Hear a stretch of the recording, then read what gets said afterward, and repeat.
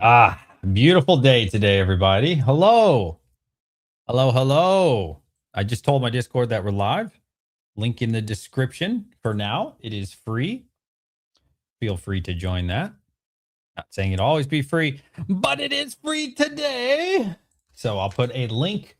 We'll have links for everything on the store and Discord. If you guys are watching in the future, hashtag future. Make sure to let me know that you watch the replay here. Man, I'm telling you, probably I don't know. We're getting more and more views in the future, which is crazy, man. We're hearing people from Australia, Canada, West Coast, all over like England and other places as well, man. So it's super cool. I saw somebody, I think the Philippines or Thailand. I don't know. People are watching, man, all over the world. It's just awesome, even on the replay. So 22, go up to 22s in chat. You guys know what it is.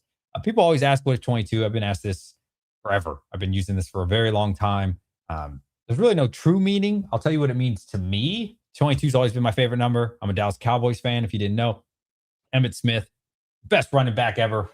Probably not the best ever, but on paper, he's the best ever.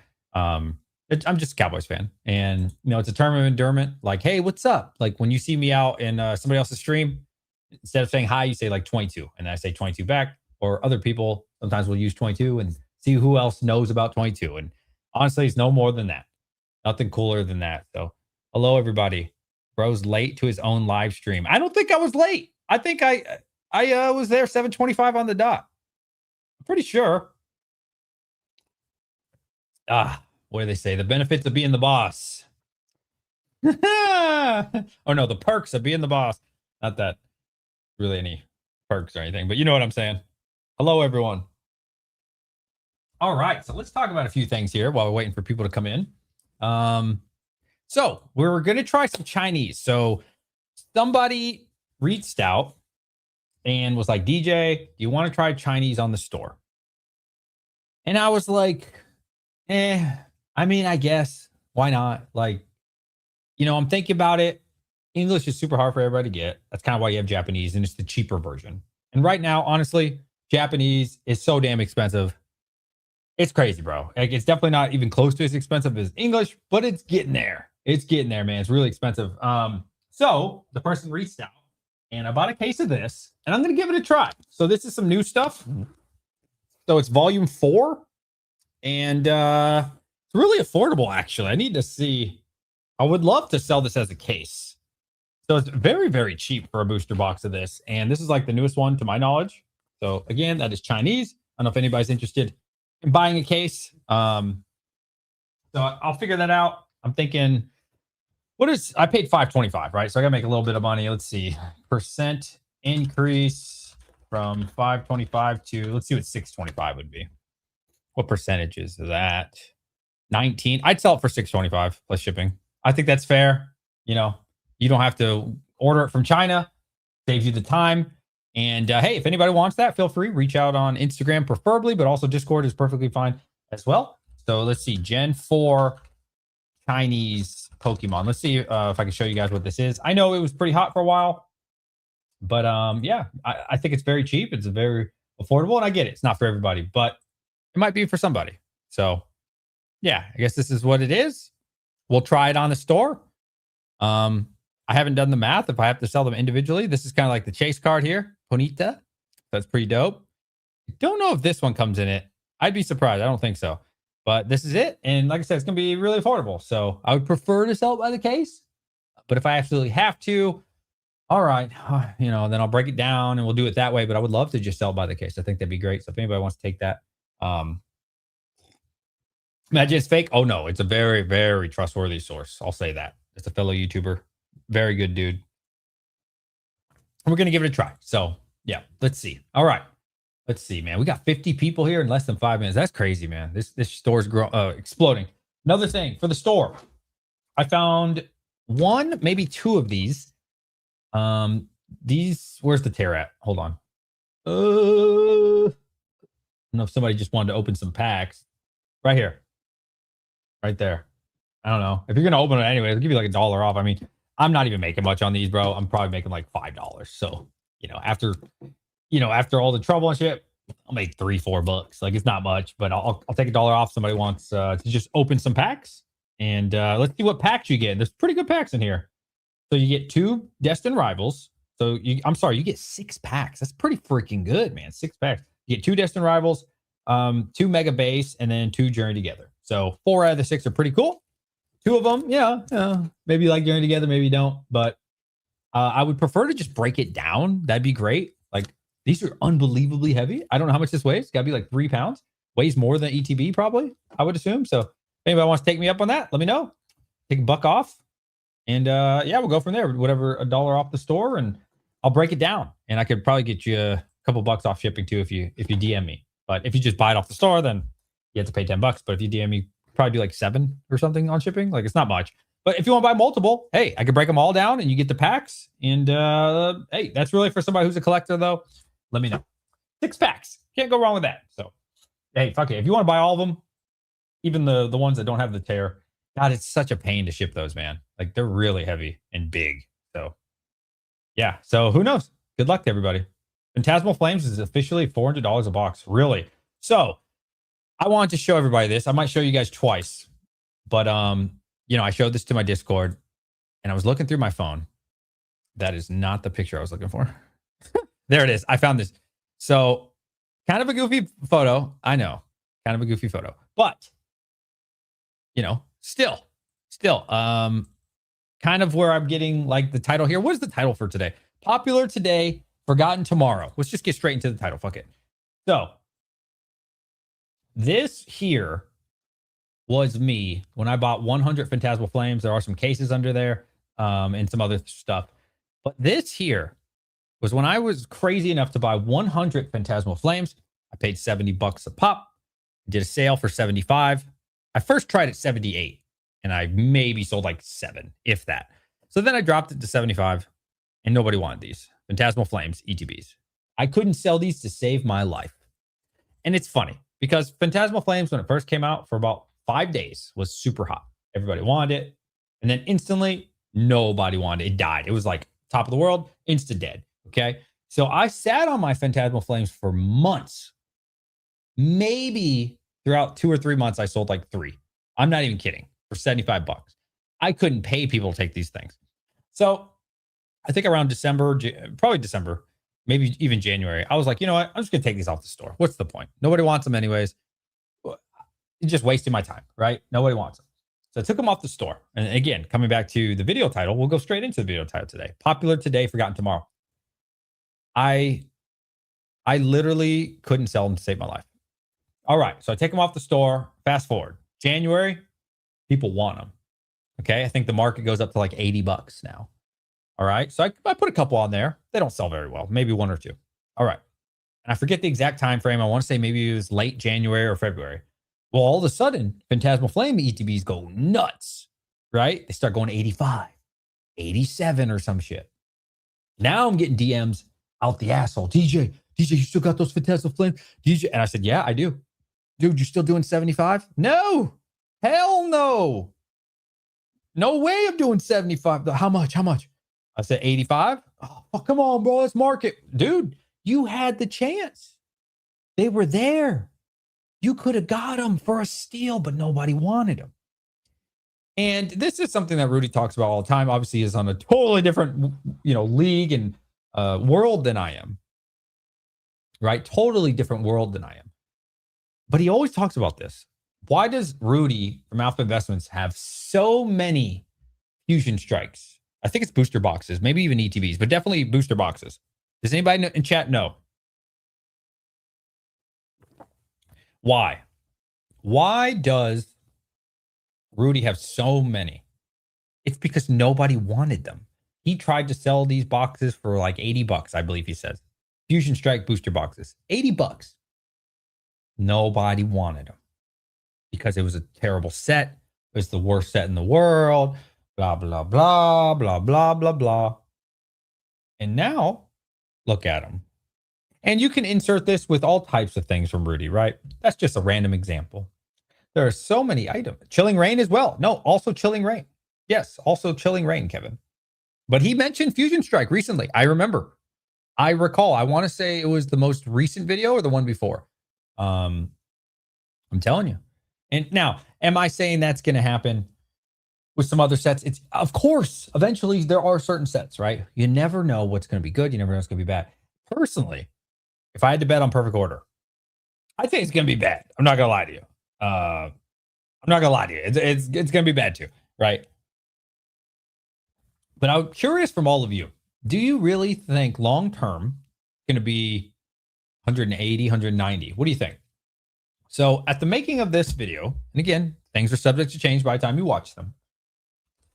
Perfect order booster box. Let's see what the market is. Looks like it's gone down a little bit. People are still fire selling, getting ready for wave 2. I get it.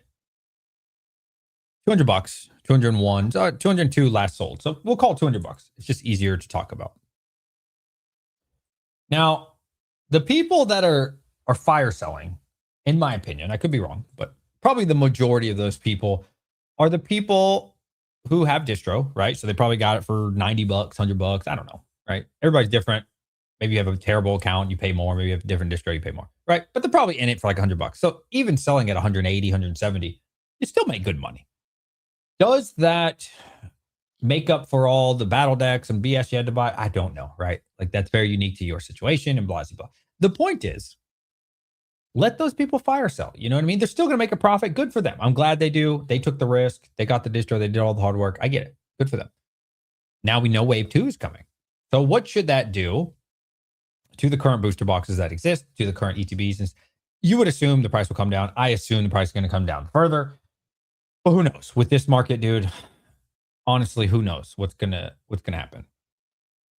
I predict, I feel, I think, but I could be wrong. But I think I'm probably going to end up sitting on those for quite some time. I really do. You know, I got 5 booster box sealed cases, blah, blah, blah. I dropped the price $5 on the store. Same thing, right? Nobody's buying. I get it. I don't even expect people to buy, right? Like, feel free. If you can go get them for 180 right now, 185, please do. By all means. Absolutely. But in the future, one day, hopefully not too long. I hope not too long. I do expect those to go back to like 220, 225, you know, and I think that's pretty good. I'm not saying they're going 250 or anything crazy, but I expect them to go to like 220, 225, kind of in that Journey Together range. But to be honest, Journey Together's been making a move. I think Journey Together is closer to 270 or 265 right now. That took a long time. And I do hope that it does not take that long. I would like to just sell them for 220. I've been very transparent about that. Make a very small margin on all of them. That's for sealed cases, right? And we'll move it on. Now, obviously, if I didn't have a business to run, if I didn't have a store to run, I would just let them sit. If it's me, right? And I would honestly just take my cases. I'd say, all right, nobody wants them. I'm going to sit on for 3 years. And that's what I would do personally. For me, in my situation, I will not be doing that because, you know, I have so many collections coming in. Dude, guys, I'm telling you, the amount of collections right now is crazy. Like, I think I've been saying no for the last 5 days. No, all have been no. It's crazy, man. It's just no, no, no, no. I'm telling you, I have to deny it because there's just too many people selling right now. Too many collections. And it's good. It's a good problem to have because, you know, before I had to be a little more desperate a couple months ago. You know, I had to like, okay, I'll make it work. You know, I'll pay your super high price or I'll take all your ancillary packs and I'll take all your, you know, tins, all this bullshit that I don't want, you know. But now it's good. Now it's a lot better, bro. People are coming with quality. People are coming. Some people are still unreasonable with the percentages, but there are some really reasonable people still. So tomorrow, I'm very excited to announce we're buying a collection worth approximately $16,000, somewhere in that ballpark. So not bad collection. It's not like a killer collection. It's not all booster boxes and ETBs or anything, but it's a good size collection, and I'm pretty happy with it overall. I think it's not going to, you know, a good collection. Nothing crazy, but some good stuff in there mixed in. So that'd be really nice. And then, like I said, I was hoping that this other collection would come. I think it was like a $4,000 or $5,000 collection. I'm hoping that comes tomorrow. If it doesn't, that's fine. I'm really busy tomorrow anyways. Maybe by Monday or something. Tomorrow would be nice because I am off work, so that'd be great. But yeah, I'm really excited about that for the store. What else? There is another collection coming next week, but it's nothing crazy. There is one item that's super crazy. It is a case. It is from Sword and Shield. Let's see who can guess it first. I'm really excited about one of the items. I'm not too excited about anything else, I'll be honest. But there is one item that I'm very excited for. Can anybody guess it? It is Sword and Shield. and it is a sealed case. Ooh, I don't think anybody's going to guess it. Silver Tempest, Fusion Strike. Nope. Charizard UPC. Yes, Junior. We will be getting a sealed case of Charizard UPCs from Sword and Shield. So I'm very excited about that. I've never owned that. Now I have owned the UPCs by themselves. I have sold those on the store and they fly. I could put them on the store for full market, fly, right? So I'm really excited to have a case.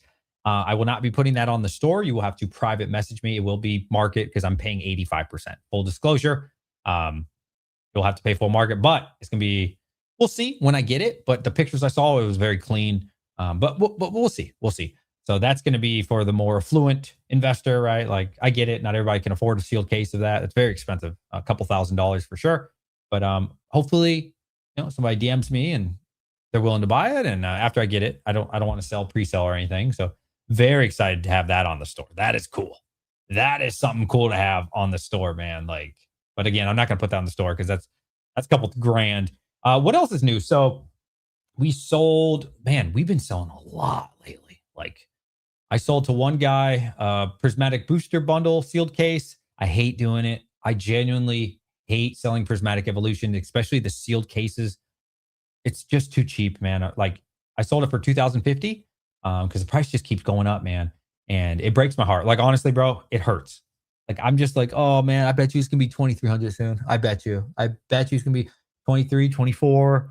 But I got to keep churning and burning, man. There's so many collections out there. There's so many opportunities right now that I keep getting, and I just got to keep it moving. So I'm trying my best. You guys know I'm a heavy collector, man. I really enjoy Pokemon. I love Pokemon to death. So for me, it is challenging. I'm not gonna lie, especially prismatic. Like the sentimental value with prismatic and the connection I have is it's hard. That's by far the hardest set for me to get rid of because I just know how undervalued prismatic evolutions is. ETBs right now are like 175, 180, whatever it is at the making this video. Who knows? Maybe they'll go down to 170. It's too cheap. It's too cheap. I know it's going to be a $300-400 ETB. I know the bundles at like 78, 80 bucks right now is way undervalued long term. And it breaks my heart. It really does, bro. Like I wish I could afford to run the business and invest because God, I would keep all those. So then I hit him up. I said, look, buddy, I got one more. Well, actually, I have two more, but I don't want to sell the last one too soon. So I said, look, buddy, I have one more. I'll give you $100 discount. It's got a little dent on the side. And he said he was down. So I was like, fuck yeah. Now, here's the thing. The price that he paid for the second one was about $1,950. And if you do the math, 78 times 25, I think it comes to $1,900 or $1,925. So basically sold him a sealed case for the exact same price as just buying 25 loose. So that was a no-brainer for him. I felt like I wanted to give him a deal because, he just bought one. And if I could get two birds stoned at once, shout out to Trailer Park Boys, why not? So really big day on the store today. What else did we sell? We sold a lot of stuff today, man. We've been moving cases like crazy, bro. Everything but Perfect Order. Perfect Order sells terrible. But I'm loving cases, man. Cases is where it's at. Like I said, if I had to sell 25 booster bundles, that's 25 times the risk. That's 25 times worth the cost in boxes. That's 25 times chargeback, not to mention USPS, UPS raising all their prices right now. It's crazy, bro. Like it's insane with the gas prices going up. Everything is insane. So yeah, if you get two birds stoned at once and sell to basically 25 people's worth in one box, I love selling cases. I think that's the play for me moving forward. The problem is, how do you get a good case for a good price? Of course, right? Like that's the hardest part. And you just got to be innovative. You just got to keep figuring it out. And that's what we're trying to do. I checked the tracking for my 10 Ascended Heroes ETBs, the cases, and I'm hoping those come Monday because they're supposed to come tomorrow, but it's not looking good. So maybe Monday. I did follow the tracking. It's in the area. It's like one or two states over. I forget which state. It's really close, but with Easter, I'm not sure if they're going to arrive. So, what a bummer. What a bummer. Yeah. So, what else is new for the store? I'm trying to see. Before I get to questions and all that, let's see if we added anything new. I need to add the tins, the Ascended Heroes tins. Let's see. Oh, I just sold out on this case, this open case of Ascended Heroes. So I need to remove that. Like I said, if you guys want to buy these, let me know. I'd love to break these down for you. It's really just, you don't want to collect this thing, right? You just want to open the packs. It comes with freaking 6 packs. Pretty good deal. Sold some of these today. Japanese has been selling out, man. Like, yeah. Oh, we just sold out of this. I didn't even know that. What else? I think I'm gonna take the UPC cases off after today. I only have like 1 or 2 cases left. I'm not charging a sealed case premium, and they're just kind of like the uglier ones that I have left around. I think I've made more than enough money on those. Oh, do I still have 1 case on here? Yes. This is my final case for Prismatic. So I'm going to take this off today. This is that's it. Yeah. So I'm going to take this off the store. I forgot that I even put that on there, and this off the store. We sold out on these bundles. Yeah. So that's it. That's what we got for right now. But like I said, I'm buying a big collection tomorrow. So who knows? Maybe Saturday I do a big event. I'll launch that to my Discord members first. So I have a good idea from a friend. He said, give back to your members on YouTube. Give them first dibs. The people who are paid members, it's like $4, right? Give them first dibs. If they don't want to buy it, that's fine, right? So I'm trying to figure that out. I think it's pretty easy to do, to connect my YouTube channel to Discord. So I'm just going to do that. I'll make a separate channel that says like members. And then I'll say, hey, here's the whole collection. If you guys want it, feel free to buy. And if they don't want it, that's fine. And then I'll just tell my Discord in general. So you guys will get first dibs, people in my Discord for this particular collection. Maybe collection by collection, I'll do something different next time. Maybe I'll say Instagram first. Maybe I'll say YouTube first. I don't know. But that's what I want to do. I want to promote the Discord a little bit more. And so my thank you to you for supporting the channel. I'm going to give you first dibs. And again, you're not going to hurt my feelings if you don't want any of it. But, that's my giving back to everybody, I suppose. Let's see. Oh, guys, please do either question marks or stop sign or something that gets my attention, because I'm not going to go back to the top. I'm not going to lie to you. That's way too far. Or super chat, right? Of course, then I'll see that.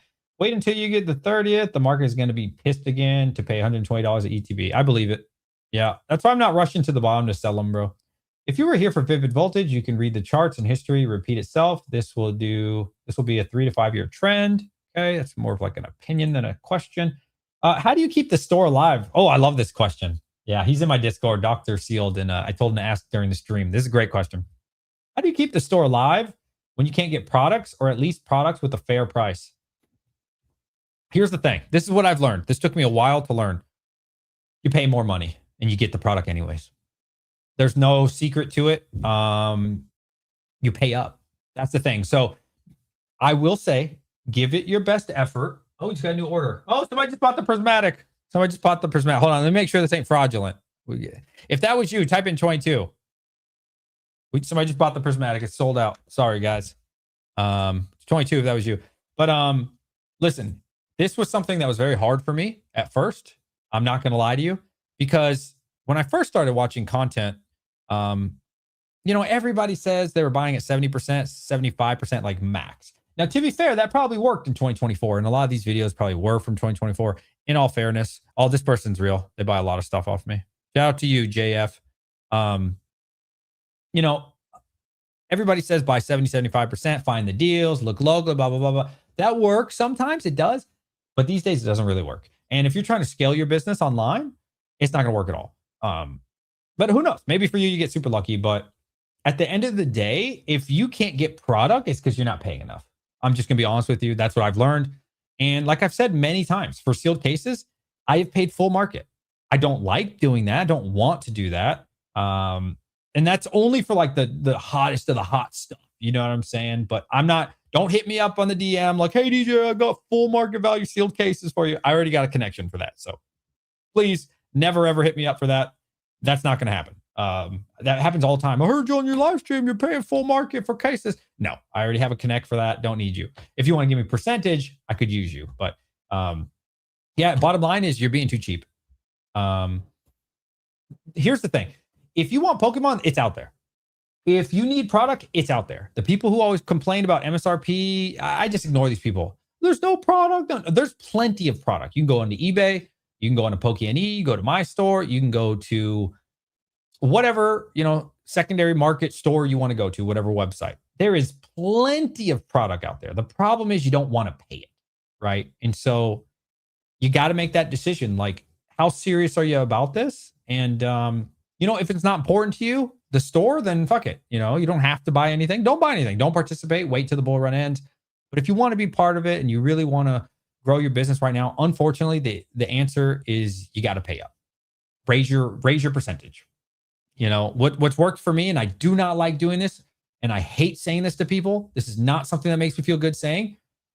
Sometimes you got to pay like 85%, bro. It sucks. It sucks ass, bro. It really does. But sometimes you just got to pay it and you got to wait a week or two. And then in this bull market, a lot of the times, if you buy the good stuff, it goes up 5-10%. And now you can finally make your percentage on it. You know what I mean? So is there a gamble to that? Absolutely. Is that a risky play? 100%. That is a very risky play. And that's why I say you really need to think about, do you want to have a business right now? This is like for people who don't have distro like myself, right? If you have distro, you're in a whole different league. Good for you. Congratulations on your success. Not really what is my journey at the moment. So I hope that helps, buddy. You just got to pay up a little bit more. You can get an unlimited product right now if you pay up. If we buy a prismatic booster bundle case now, would you cancel? No. Somebody already bought it. It's sold out. Yeah, they already bought it. So, yep, it's done, buddy. It's a crazy market, man. Like, I'll give you guys advice. Well, I don't know if I should give advice. I'll tell you what works for me. Try to focus as much of your store as you can on the good stuff. Now, the good stuff's the hardest thing to get, right? Like by far, 100%. But it's so liquid. Yo, what's up, TRJ? It's so liquid. Like you just saw, right? I literally just told you guys, hey, prismatic booster bundle, last one, sealed case is on the store. Sold out in 5 seconds, right? That's a $2,000 item. What I'm saying is for the good stuff, Ascended Heroes, prismatic, Destined Rivals, you can afford to pay a little bit more for these ones because they'll be gone instantly. If you're a YouTuber, if you're doing your thing, now if you don't have a YouTube channel and stuff, I don't know how you're going to sell it. Like you got to figure that out. It'll be liquidated, right? Instantly gone. The good stuff, but you also have to pay a premium, right? So I will say 151 is not flying off the shelves. If you're trying to sell 151 right now for full market, a lot of people are offloading that stuff and they're having the same problem. I'm telling you, my friends right now, they've been sitting on so much Blooming Waters. What is Blooming Waters going for right now? I think it's like 330. They can't sell them to save their life for 95%. And I keep telling them, drop your percentage, and they refuse. And yeah, like I'm not saying it's impossible, but my friends locally, last sold 275. Like people are not paying full market for this right now, bro. I'm telling you, I am not touching any 151 product right now. I've been telling you guys that. And that might be a big L, but for me, they are not liquid. It is too expensive. These products are going to be great. I think 151 is one of the best sets ever created. That being said, for me and my business, I'm not touching it. Like I said, I bought 20 151 bundles for 150. Can't sell them for 175 to save my life, right? Can't even make my 10%. Like nobody is buying this shit right now. They are on TCG. They are on eBay, but I'm telling you, just my advice, I'd avoid 151 products at the moment.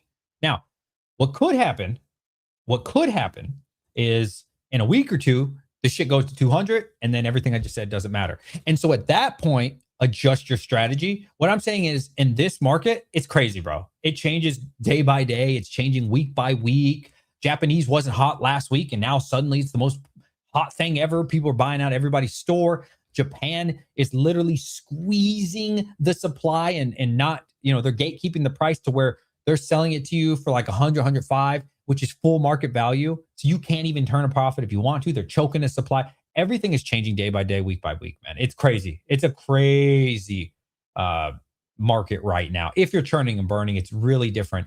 You just got to adjust with the times. That's why I say right now I'm not buying 151, but who knows? Maybe next week I will be. So I'm just adjusting week by week, changing. I'm not paying. Again, I'm not interested at all in 151 at the moment. But prismatic all day. I'll buy it all day. How do you keep the star? I already read that one. Lost Origin is doing good. It just takes time to get. Oh yeah. Star, we're going back and forth in chat. No questions for a bit. Oh no, you're fine, man. You guys feel free to decline. My card declined. They thought it was fraud. For what? Are you the person who bought it? Somebody bought it. I don't know. I was walking around Card Show last week saying you got to pay up for the good stuff. I know what I have. Oh, Oh yeah, dude. I'm so done vending. I'm so done. It's great. It was a fun experience. I think it's great if you don't already have a business. It's just not for me, like long term. It's great every now and then. I'm still open to doing like a couple shows a year. Like if I got invited to 703, I would like once or twice, maybe even three times a year. But I got to cut it down, bro. Like I was doing there was one point where I did three shows in 3 weekends, and it was killing my store. And I was losing money, not because I wasn't making money as a vendor. I was a great vendor. I love vending. I genuinely do. If I had more time in the day, if I didn't have a full time job, it'd be great. But it's just I can't run my business and be a vendor, bro. Like it just ruins my store. I come back from the show and I got 27 orders. I'm not even kidding. 27 orders one day. And I was like, what am I doing? And if you guys see any of my shorts, my entire car's full, my trunk's full.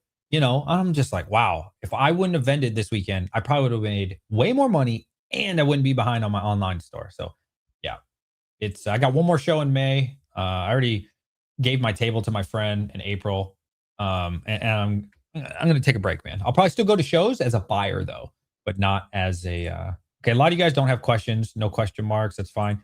TRJ, what's up, buddy? How you doing? And Simon is smart. Let's see. Oh, there we go. We got some question marks. Thank you for the answer. How do you mentally, I have multiple sealed cases of AH and I don't want to sell it on the store. Hmm.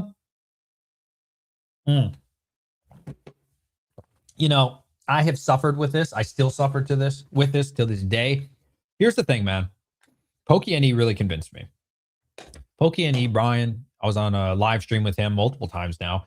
And shout out to my boy Brian. He convinced me. He said, DJ, what are you doing? Why are you keeping all this product? I said, I know it's going to go up, which it will, right? It's good stuff. He said, but that's not business. When you do that, you're not operating as a business. You're operating as an investor, which is fine. But what are you doing?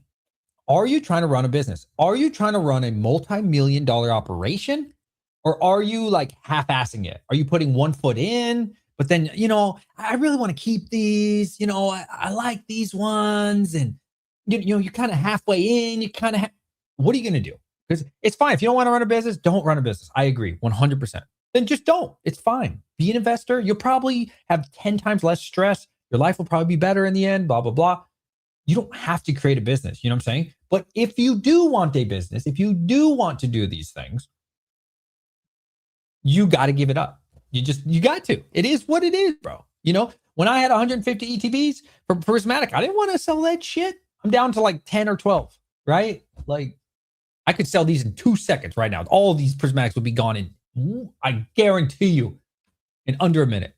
Guarantee you, with the capital G. If I put that on the store right now, all 12 of those will be liquidated. I'm waiting a little bit more to recover, right? The last piece of my position, and then I'm going to dump it out. It is what it is. You got to get rid of it. If you're serious about this, understand this is something Brian said to me as well that really stuck with me. None of this shit is really that rare. Okay. When the bear run comes, because it's going to happen, you can buy all this shit back. Okay. It's not like you have a 101 rare Gengar from the 1999. We're not talking about shit like that, bro. We're talking about a fucking ETB that is mass produced. You can buy all that shit again. You'll be able to get all your sealed cases all over again. And just ask yourself how serious you are. Because if you're not serious, it's fine. There's nothing wrong with that. But if you're serious about it, you got to keep it moving, brother. Make your percentage and just keep pushing. Like I said, I didn't want to sell 7 cases of prismatic booster bundles. I didn't want to sell my ETB cases. I got one left. I do need to sell it. I've been hanging on to the last one, right? So obviously I'm guilty of that. The last sealed case is clean too. That's why I don't want to sell it, bro. The last case I have is like, it's gorgeous to look at, bro. It looks brand new. Like it was one of the reprints from a couple months ago or 6 months ago. I don't remember. It's so clean, bro. Like labels nice. Everything. So I don't know. That one's going to be sold for a premium. But I will have to sell it, right? Like you gotta do what you gotta do. So it just depends how serious you are. Hello, everybody. Okay, I'm not seeing any question marks or stop signs, so we're gonna keep it moving. Hey, DJ, still in Japan, looking for a little Mega Dream. Buy as much Mega Dream as you can. Please sell it to me or buy it for yourself. Buy as much Mega Dream as you possibly can. Please report back what the price is. It is crazy right now to buy Mega Dream. I just bought 25 more. I didn't want to, but I had to pay up the price, man. The company I work for had arcades, and we need hundreds of ETBs and hundreds of booster boxes. We don't know where to find them. Do you have any suggestions or places? Someone who can sell it to us. Ah, that's the age old question. You need hundreds of ETBs and hundreds of booster boxes. Yeah, that's the hardest thing in the world. Everybody has your problem right now. Wrestling. I'm not gonna lie to you. It depends what you're paying. If you're looking for a deal, I have no advice for you. There's nobody going to give you a deal right now on hundreds of ETBs and hundreds of booster boxes. If you're willing to pay up, it's very easy. So, like I said, you do what's best for you in your situation, but you got to pay up, bro. Like, it is what it is. I have paid full market for almost every sealed case that I've bought recently. And guess what? It worked out awesome because I waited 2 weeks, a month. By the time it shipped to me, it had already appreciated 12%. And guess what? Like I said, that's all I need is I'd like to get 15%. 20 would be like amazing, but hey, it doesn't really work out that well. But dude, if you can get your 12 to 15%, like I'm telling you, Pokemon's really easy to get right now. If you pay up, if you're being a cheap ass and looking for these bargains and these deals, forget it. Move on, get something else. Find something else to do. We're only talking from the business point, by the way, guys. I'm telling you, I'm just going to save you the trouble, man. I'm not going to give you the kumbaya answer. Pay up or don't. You're not getting nothing. And that's not. I'm not selling you anything. I'm just saying. But I'm telling you right now, everybody knows they have gold, right? That's why I'm paying. If you guys got sealed cases, let me know. Prismatic. If any of you guys from your distro, blah blah blah, hit me up. I'm paying strong. I'm paying 90%. I'll pay. Fuck it. I'll pay 90% for the sealed cases and shipping. That's how serious I am. What's that going to put me at? 92, 93%? I'm almost paying full market. Hit me up. How many cases? How many of you guys got distro? If you guys just want to unload them, sell them to me. I'll pay 90% plus shipping. Like, are you that serious? Because if you're not that serious, bro, I'm telling you, you ain't getting shit. If you think you're going to find somebody that's going to sell it to you for 80% right now, these new prismatic drops and 85, I'm telling you, pay up, brother. That's my best advice. I'm serious, by the way, if that's you watching in chat. Now, for loose prismatic, I am not paying 90%. Absolutely not. But if you got sealed cases, the new stuff, DM me. I got you. 90% plus shipping. I will pay that. Hey, DJ, love that you're streaming daily. What's your strategy with this? Build a community? Keep it up? People like me love it. Well, you got to keep... you got to... Listen. YouTube is a game of attention, okay? And if you want to grow your YouTube channel, I've done this many times, right? You got to do the hardest thing in the world, but it's the easiest thing in the world. You just got to keep working on it. That's it. You could do great. Listen, you could grind on your YouTube for 6 months straight, and then you quit for 2 months. And then you come back. It's a lot harder. The algorithm does not appreciate you. It doesn't respect you anymore. Other people have moved on and taken your place. YouTube, once you've committed to YouTube, you're only as good as your last video. You're only as good as your last live stream. You know what I mean? So if you ever take your foot off the gas, you will be punished. You understand what I'm saying? Now you can take a couple days. I'm not saying you can't. Like, by all means, like you could take 3 days off, 4 days off. You'll be fine. But I'm saying if you take a couple weeks off, you're going to be punished. You take a month off, forget it. You might as well you're going to have to grind 10 times harder because the algorithm does not appreciate that. Once you start this, there is no end. You cannot take a break. I mean, you can, but it's going to be 10 times harder. You see what I'm saying? So no, bro, as long as people keep coming to the stream, like, dude, we got 145 freaking viewers. You know what I'm saying? 145 viewers. That shit motivates me. You know what I mean? Like, I'm going to be honest, the ad revenue does not motivate me. It is dog shit. My other channels all made far more money as far as ad revenue. This shit is like disrespectful. So on my crypto channel, the one before this, bro, just in ad revenue, I'd probably get 30, 40 bucks. No donations, no nothing. Now I get like 3 or 4. This shit's disrespectful as hell. But that's okay. You know what I'm saying? I get rewarded in other ways. Like you guys hitting the thumbs up, right? Just hit thumbs up. It's free. That shit motivates me when I look back at my stream and I'm like, damn, I got 50 likes. I got 100. You know what I'm saying? We got 146 viewers. Like we're getting just as many views now as the big streamers, bro. Like people with 10K, 20,000, 30,000 subs. Like, you know what I'm saying? That motivates me, bro. So honestly, bro, I'm so grateful to all of y'all. Like, this shit really motivates me. And I want to come back, you know, if and again, I'm not getting rewarded monetarily, but I'm getting rewarded in different ways that make me feel good. You know what I'm saying? I'm like, damn, bro, we could really build something here. Like, if I keep at this pace, you know, we might be able to hit 200 views one day. You know what I mean? And maybe even consistently do that. And then who knows, man? The ceiling, like, we could just keep going. You know, I'm really excited to maybe one day even exceed that. And like I said, it doesn't have to be for the money. Like, it makes me feel good, makes me feel happy. And I feel like DM on Instagram. Let me pull up Instagram. My bad, bro. Yeah. So again, guys, I'm so thankful and grateful to all of you. I don't see a DM from you. Maybe you meant somebody else. TRJ. But yeah, no, that's just gonna keep doing it, bro. Just keep doing what we're doing. And hey, videos are doing well. Like, everything's doing well, man. The Discord's blowing up right now. Yeah, feel free to join the Discord, guys. It's free for now. We will pay more. We will pay market or more. Just need them. What do you need? If you pay market, I got you. What do you want? What sealed cases do I have? I got prismatic ETBs. I got Journey Together case. So both, I'm sorry. I got prismatic ETB case. I got Journey Together ETB case. I got Mega Evolution ETB case. I think I have a Phantasmal Flames ETB case. I have to check.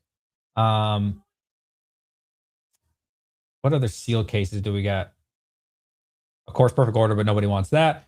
I got some UPC cases. They're not the prettiest, but they're sealed, and they are UPC cases for the newer one. I'd have to check my spare room, bro. I don't remember.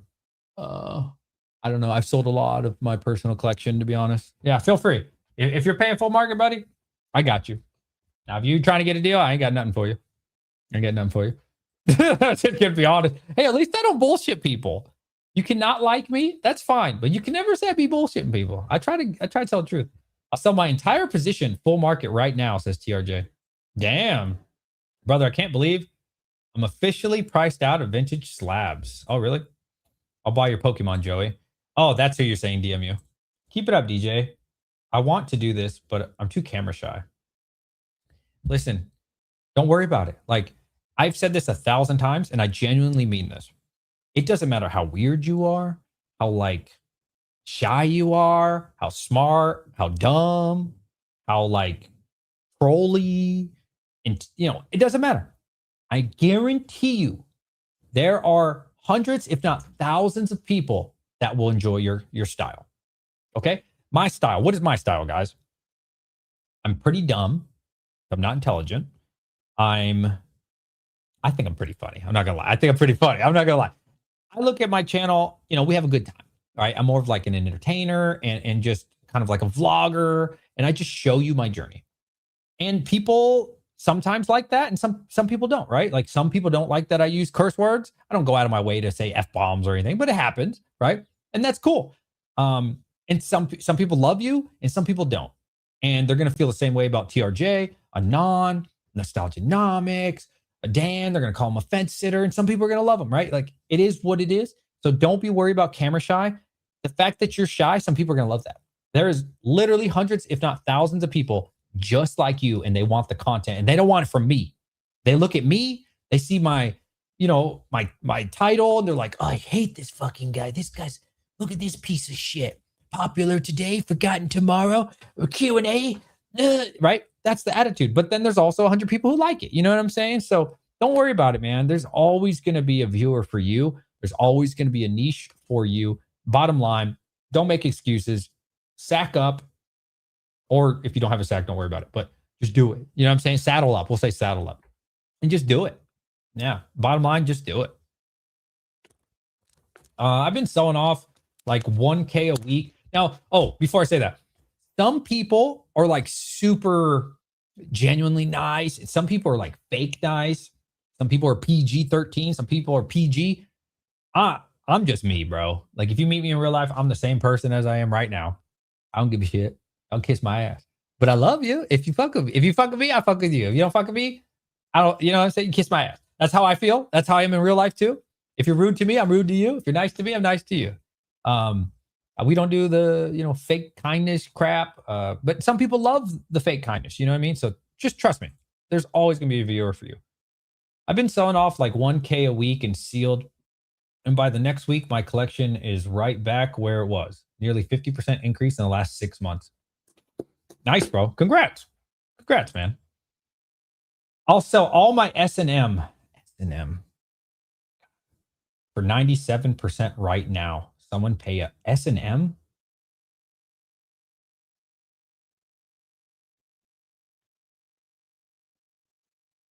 I don't know what that is. Try sniping DJ's customers.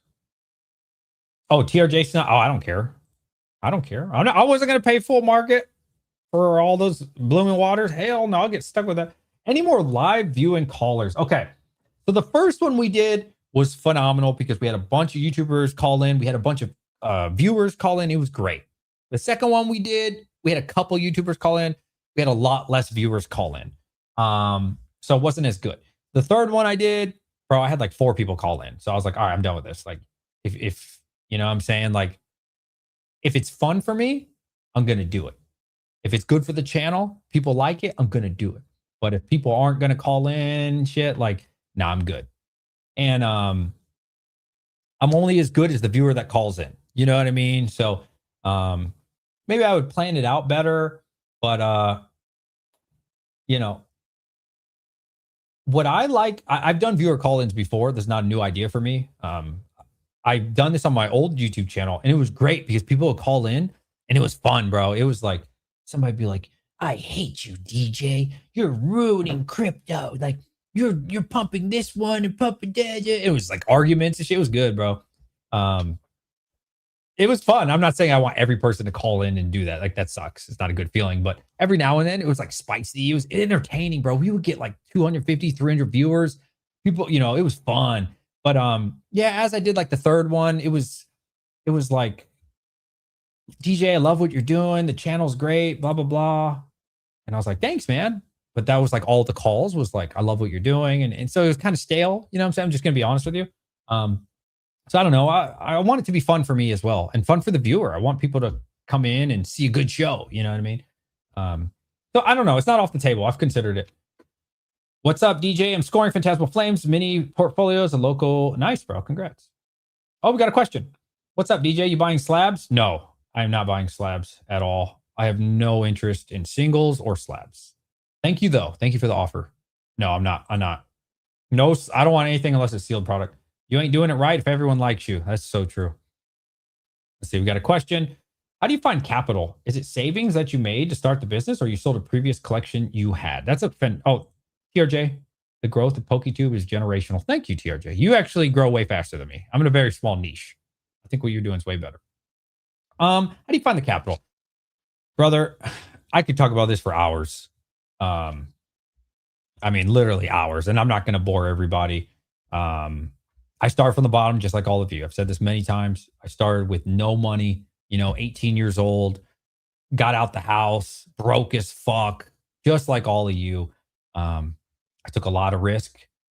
I'm not saying you should take risk, by the way. In my 20s, I was very infatuated by the stock market at like age 21. I need to turn AC on, man. It's hot as shit up here. Age 21, there was a guy at my job, same level at the company as me, at the very bottom, right? And he just bought a house cash. This is back in like, how old was I when I was 21? Oh God. I remember being 21 exactly. 15 years ago, like 2011, somewhere around there, like somewhere in that ballpark. I don't know, maybe 2012, whatever. And he bought a house cash. I said, bro, how are you buying a house cash? Because we only make like 35K a year. We're like literally in poverty. You know what I'm saying? I think statistically, like poverty is like 30K and under or something. We're like in the lowest tax bracket there is. We're poor. How did you buy a $250,000 cash or house cash? He said, stock market. I said, what? I thought stock market, and I understand 2011 was very different than it is now. We didn't have smartphones back then. So keep this in mind. Or maybe they were just coming out, right? Keep this in mind. I was like, dude, I thought you had to call like New York for stocks. I thought he's like, no, bro, I do it on my computer. It's this thing called E-Trade. That's all he told me, is that he bought a house cash, and that it was true. Like I saw his paperwork. He bought a house cash money, making 35K a year. And that's all I need to hear. I'm a very self-motivated person, bro. If there is a goal that I have, you don't have to convince me. I don't need like a mental check. I don't like mental, like motivational videos to get me hyped in the morning. No, I am so just driven naturally ever since I was a kid, bro. I've always been self-motivated, self-driven. You throw me out in the middle of Thailand and I'll figure out how to make $1 million somehow, right? I'm just that kind of guy. So it just infatuated me. So I started going to the library. Again, this is like before smartphones, and YouTube was dog shit. There's no information on YouTube back in 2011. So I just started reading books, bro, about like how to trade a stock and where, what are the best stocks. I started Googling that shit, and I bought a couple of them, and they were terrible, by the way, terrible stocks. I started $500. I lost probably 400 of it. Like, it was bad, but I didn't care because I was learning how to trade stocks. And again, on the computer, I'm just learning how to trade, and I just got better. I found this guy called Jim Cramer, who kind of sucks now, but back then he had a TV show called Mad Money. It was pretty good. And so I just tried and failed, lost money here. Then he's like, no, you can't just day trade, right? So I learned really quick, don't day trade. Day trade's for suckers, right? 90% of people lose money over time. No shit, right? So I started buying like Cisco and like slower growing stuff that was like 10% a year. And that was great. So I started making, 10%, 20%. As I got to like 25, 26, I was like, okay, something has to change. I don't have enough money. My job's not paying enough. At this time, I'm probably making like 45K, 50K max, but probably 45K. I'm broke. You know what I'm saying? So I say it's grind session. What can I do? And everybody says like the hardest thing to make is your first 100K, which is so true. So I got a second job, and I just grinded, bro. And I just grinded and grinded and grinded. I just got money and money and money, and it just kept stacking and stacking. And then the first life-changing thing for me, I think, was about 26 or 27. Don't quote me. I forget. I bought Tesla stock because I started listening to Elon Musk and all this stuff, and they were going out of business. But I just thought it was the future. I was like, EV's the future. This makes so much sense. Why does nobody believe in this? Everybody's making fun of Tesla back then. Oh, they're going bankrupt. EVs will never take over. No percentage of people will ever, buy these EVs, blah, blah. But to me, in my mind, it clicked. I was like, this is so obvious. Also, keep in mind, I started getting into Bitcoin around 2016, 2017. So not seriously, but I was buying it, right? Litecoin, things like that. So that definitely helped my net worth for sure. Bitcoin being the most of the net worth on that part, but it wasn't much. It was a couple $1,000. But it was also nice because I made a couple $1,000. Tesla was my big winner. I saved up 27 grand, I remember, and I put it all into Tesla. $27,000, which for me was my life savings. It was every penny I ever had. This was like money that I couldn't even imagine like having at the time. 27 grand as a 26, 27-year-old. For me, I get it. For some people, it's not a lot of money.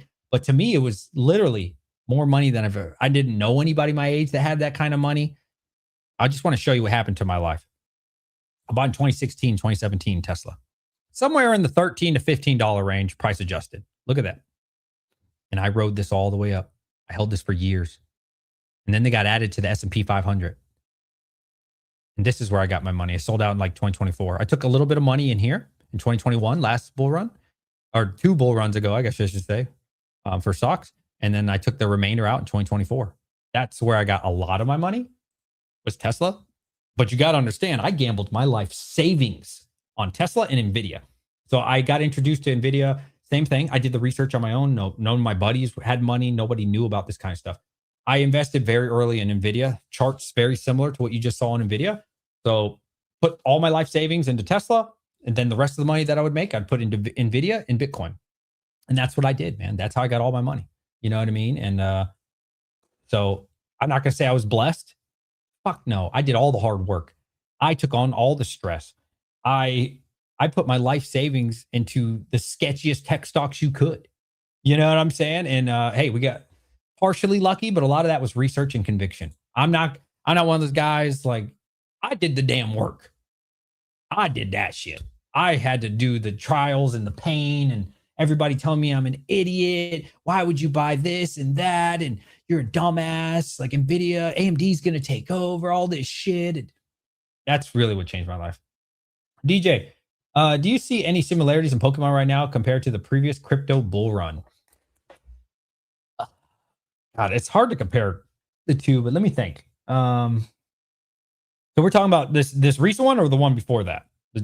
I've been in 3 bull runs now for crypto. So 2021, 2021 was way crazier than this in my opinion, but I understand like the euphoric buying. Like you can literally buy something and it just goes up 10, 20%. Like, yeah, it's crazy. Like I said, um, the UPC cases I bought for 147, that was full market. I bought a pallet of them.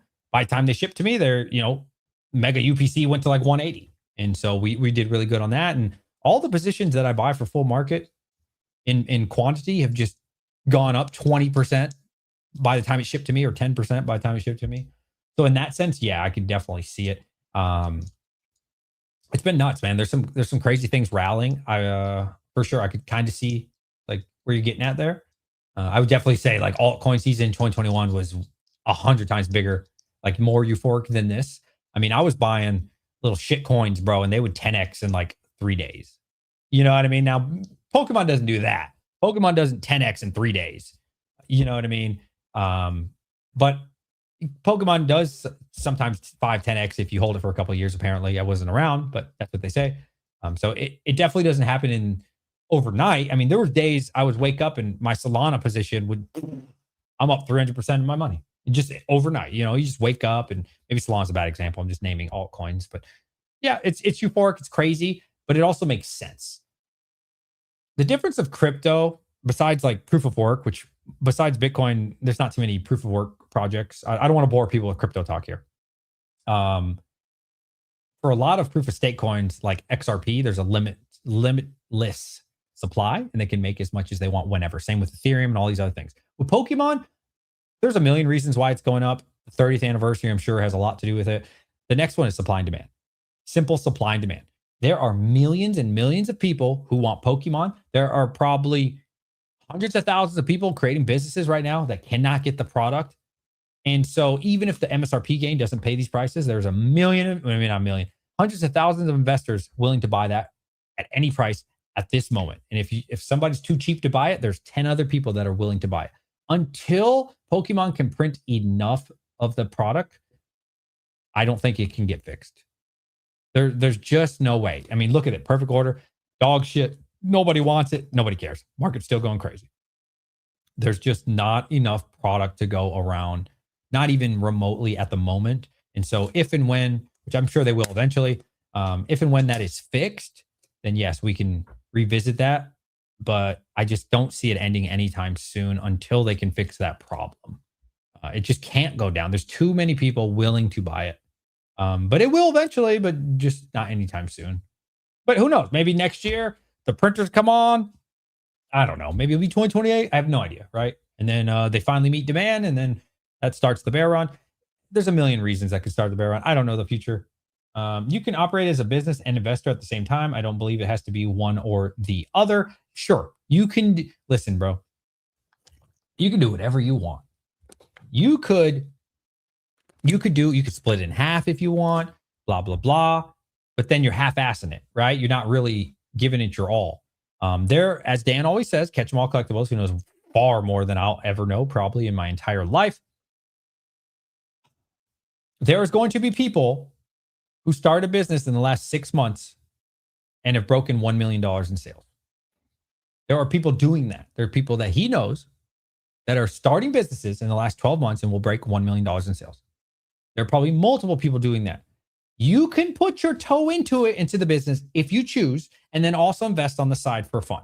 You are putting your toe in the water and not fully swimming. But the people who full on swim, he doesn't say this part. This is like my analogy. You full on swim and really go all out with your business, you can do something. Well, you can do whatever you want, man. You know what? You can open half your supply and you can sell the other half, and you probably won't make much money. There's a million options you can do. But we're talking about like if you're really wanting to do this. Have you decided you've made enough and that's David. You're definitely mad funny, bro. I love watching your content. You're not afraid to be yourself. I'm just me, brother. Just me all day. That's a crazy way to make $500,000. Glad you freaking did it and worked out for you. Yeah. Yeah, man. I built that shit brick by brick. Yeah, for sure, bro. Um, let's see. That's not a question. Retro bots, then GPUs, bots now for cards, full cycle. That's a really good point too, man. I didn't even think about that. Yeah, I knew that, but I didn't think about it, or I didn't articulate that. You got to understand, bro. Since there's not enough supply, right? The prices are high, which naturally, and again, I don't judge. I don't care if you bought or don't bought. I don't give a shit what you guys do with your life. That has nothing to do with me and my family. Okay. So full disclosure, I don't care. Bought away. Have fun. All the supply, not all the supply, most of the supply is going to go to the botters. And then from the botters is going to go to the streamers. You can't fix that. There's not, well, at the moment you can't. There's not enough of these cards to push the price low enough. It's all funneled in, right? If Walmart drops 100, this is a fake example, 100,000 or 200,000 prismatic evolution ETBs, this many go to collectors that got lucky in queue. But everything else is funneled in one direction. So they're going to keep the price high. You can't drop the price because as soon as it's released, it goes this way to these people. You understand? So the price can't come down because if the price came down, then now the collectors would get it. Now maybe they'd give the prices for $20 above MSRP. I don't know, whatever they feel like doing. Kumbaya, all that good stuff, right? Yeah, I just can't see a slowdown, man. Like it's just, I don't know. I just can't see it. Not online at least. Shout out to Carolina. How you doing, Retro? DJ, you buying grade guards? No, not at all. I only buy sealed product for the store. I shouldn't say only, but I'm only open to at the moment. We still continue to make content even after you get a warehouse. Of course, I'll make more content when if don't hold me to that. That's my dream. I have a lot of dreams. Not saying they will all happen. I've told you guys many times. If you want to hear my full lifelong dream, it sounds corny, but I've wanted it since I was 9 years old. I can tell you. Type 22 if you don't know what it is. Well, I got to get the air conditioner turned on. It is hot up here.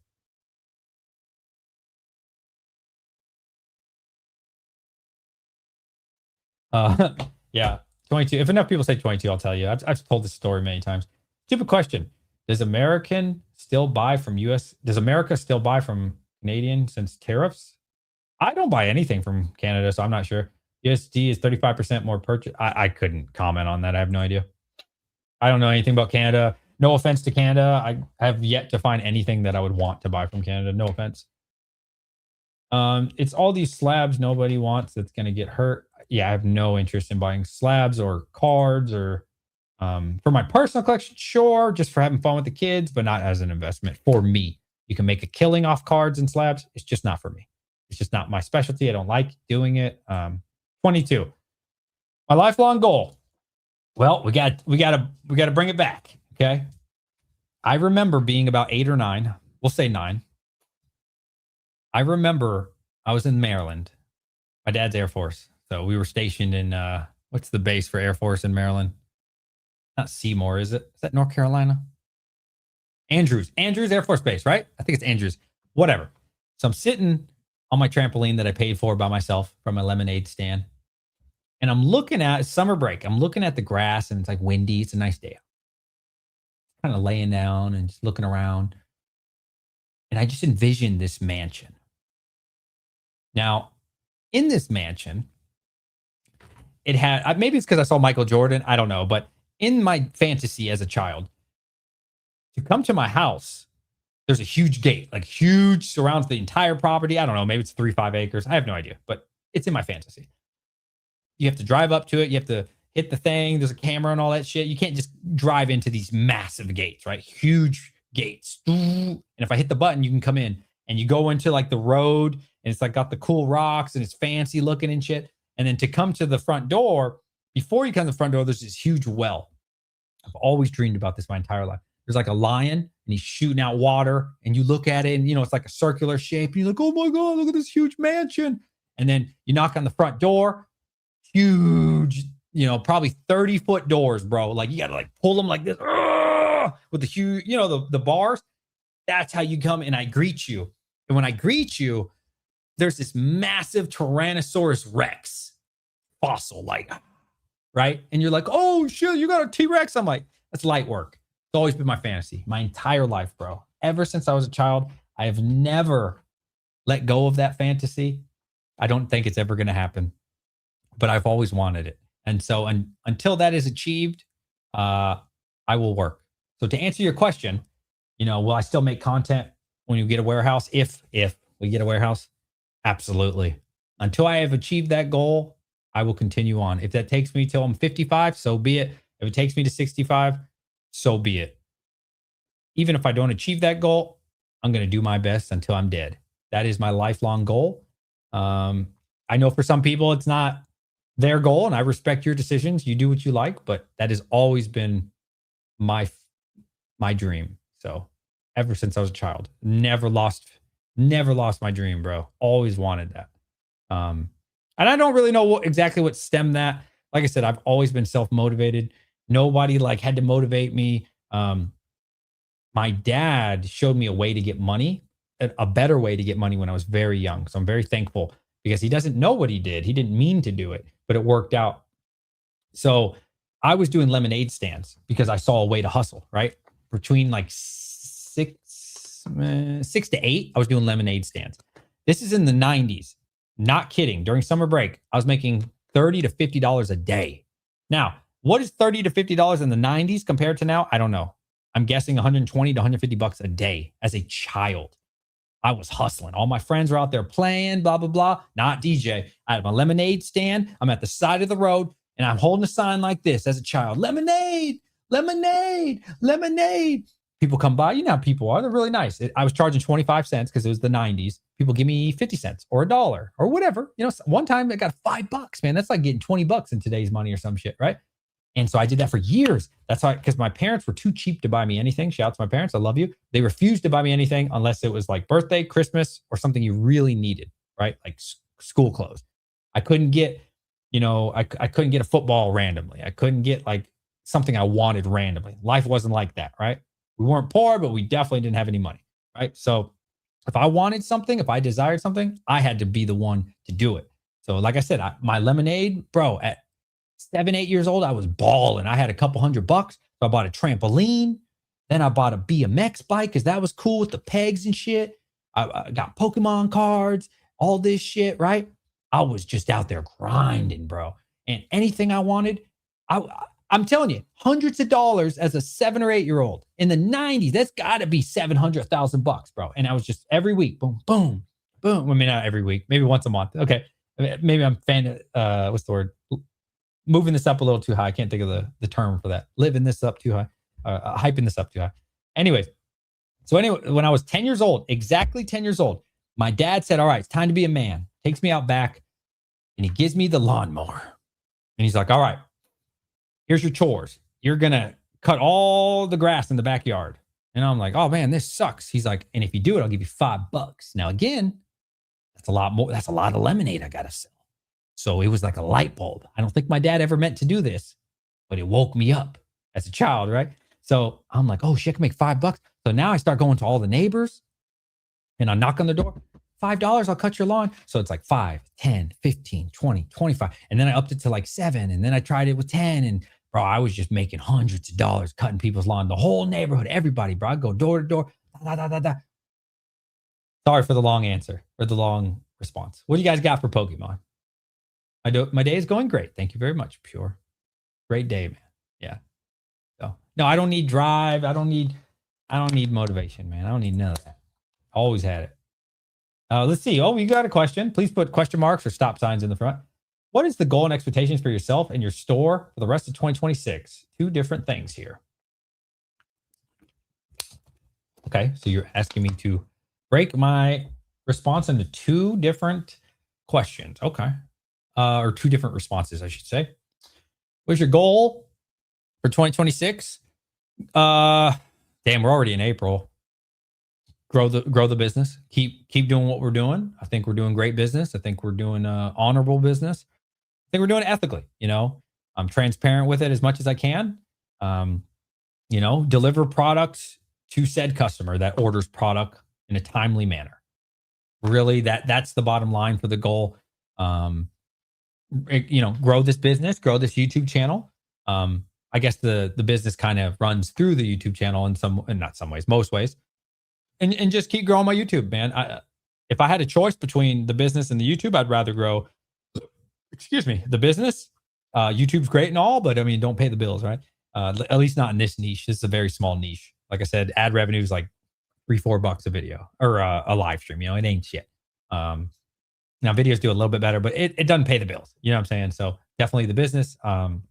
But that's it, man. Just, keep learning every day. I have not figured out most things, I'm sure, in business. We're still in our first year, and we're the new kid on the block, and we're just learning every day, trying to improve. I can tell you, every single month, I probably say I get like 20% better. I'm just getting so much better, and I can't wait for 3 months from now, 6 months from now, 8 months from now, the lessons I've learned. Whether that was shipping. I've gotten so much better at figuring out shipping, but I'm still not perfect. The sizes of boxes. How can I save more time?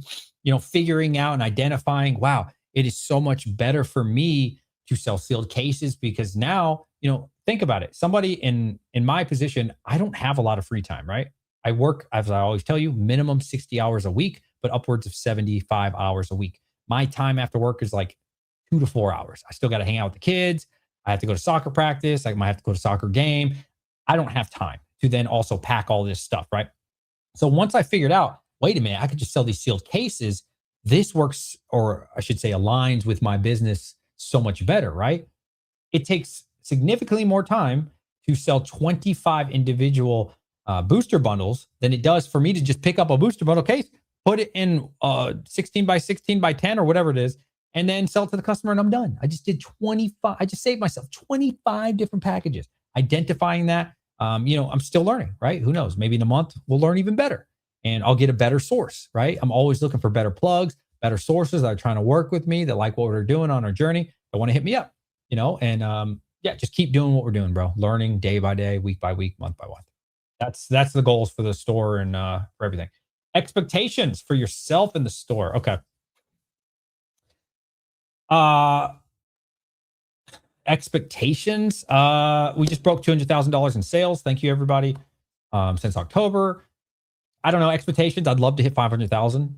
Might be pushing it. My goal originally was 300,000, but it looks like we're just going to destroy that easily, I think. So I've moved that bar up to, by the end of 2026, I'd love to be at $500,000 in sales. Yeah, just work on a track record, keep proving that we can do what we say we do. And I mean, that's it, bro. Just grind sesh. You know what I'm saying? It's just because it's the bull run, right? You got to make it work. No excuses, no boo-hoos. Just put the work in, put the time in. And as time goes on, things will work out. So run a full-time Pokemon business after retirement. That's the plan right now. We'll see what happens. That's my plan.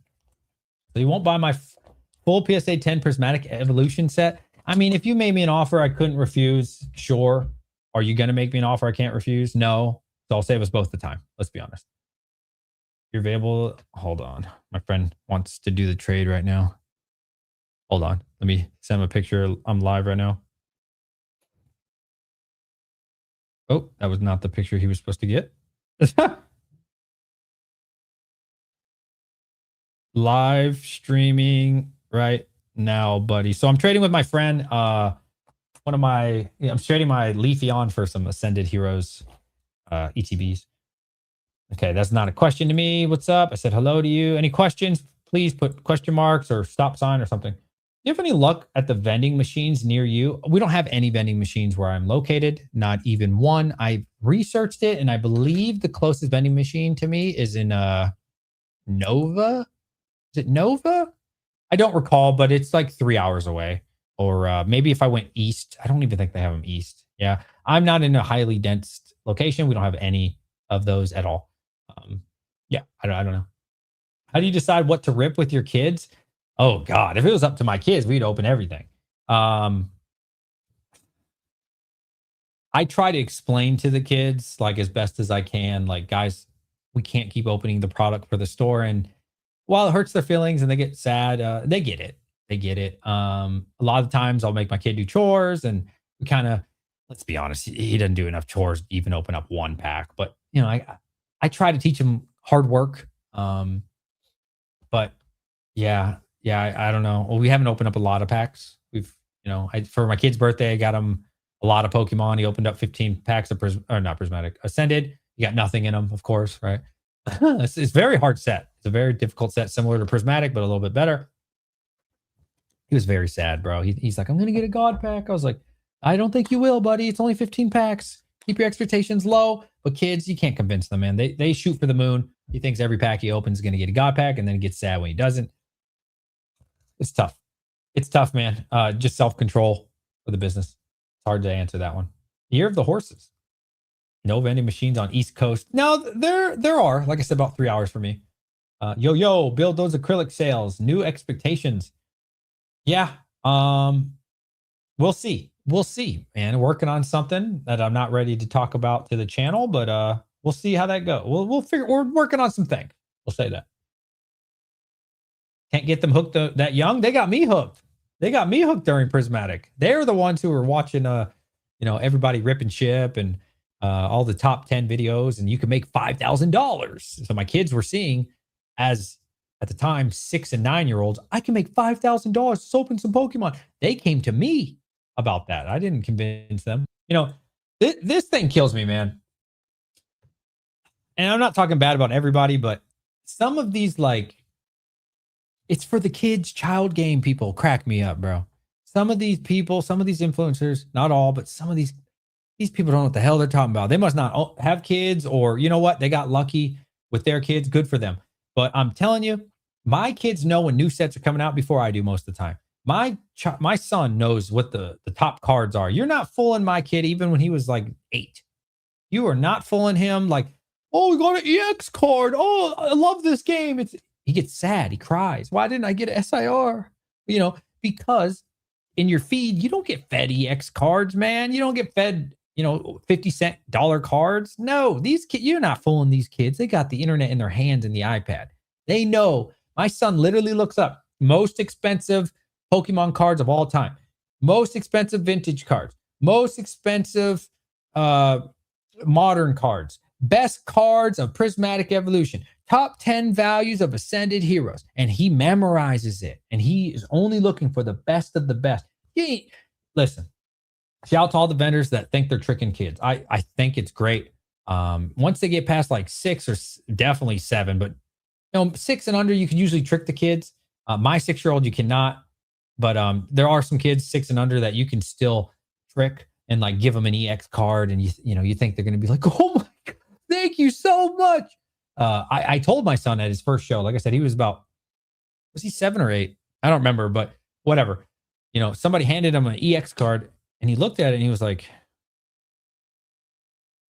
I said, buddy, I took him to the side after that. I said, buddy, look, man, I know you know what the top hits are. I know you know in your mind that's a dollar card. But what they did for you was super nice. And he goes, but it was a dollar card. I was like, I know, but it's about the thought that counts, And that's the hardest thing. When kids get to see these days in the modern world, this is the $100,000 first edition Charizard, or this is the record sale, blah, blah, blah. This is what they want. This is what they desire. So, you give them a 50-cent card, dollar card, and they're like, oh, thanks.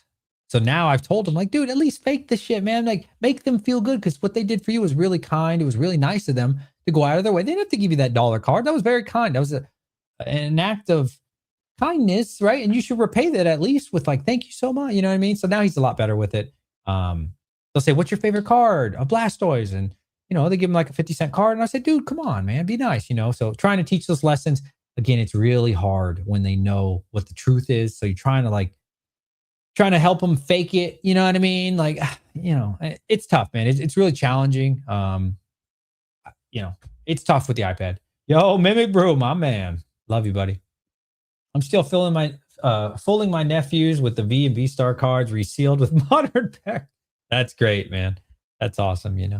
I envy you. I wish I could trick my kids, man. Yeah, dude. My 6-year-old knows what a good card is just by looking at it without having any input. My 5-year-old knows all cards. Yeah. So, they're like, it's for the kids, man. That's great, man. But you ain't tricking these kids. You think you are, but you ain't tricking most of these kids, man. It ain't like the old days. All right. Dang, your kids are definitely ahead of the curve. I don't think so. I really don't. I don't think so, man. There is a lot. And Like I said, I'm not teaching them this. I'm teaching my kids to enjoy Pokemon. When we sit down and we open packs, we have fun. That's literally my words. Let's enjoy ourselves. And then they cry or get sad, every time because they don't get the hits. They don't get the top chase card. Um, I really try to teach them it's not about the money. Let's enjoy ourselves. But when in the back of their mind, like, should I open it or should I keep it sealed? And they get a huge hit. That's all they're fed in their algo. Like, it's tough, man. It's a tough one. I wish the kids of today could have Pokemon the way we did. Pokemon back then wasn't about money. It was about having fun. It was about, playing on your Game Boy and all this shit. But times have changed. You got to adapt with the times. And a lot of people are still pushing it like it should be this way. It should be for the kids. It should be like how it was back in the 90s. Bro, you are so dumb. You don't even, it is 2026, bro. Yeah. All that kumbaya stuff sounds great. I believe that too. Yes, that would be fantastic. If we could wave a wand and live in a fantasy land, but it ain't like that. Times have changed. My problem is I now need them to open like 8 more tins before they figure question. What would you change your mind to doing vending only instead of online store?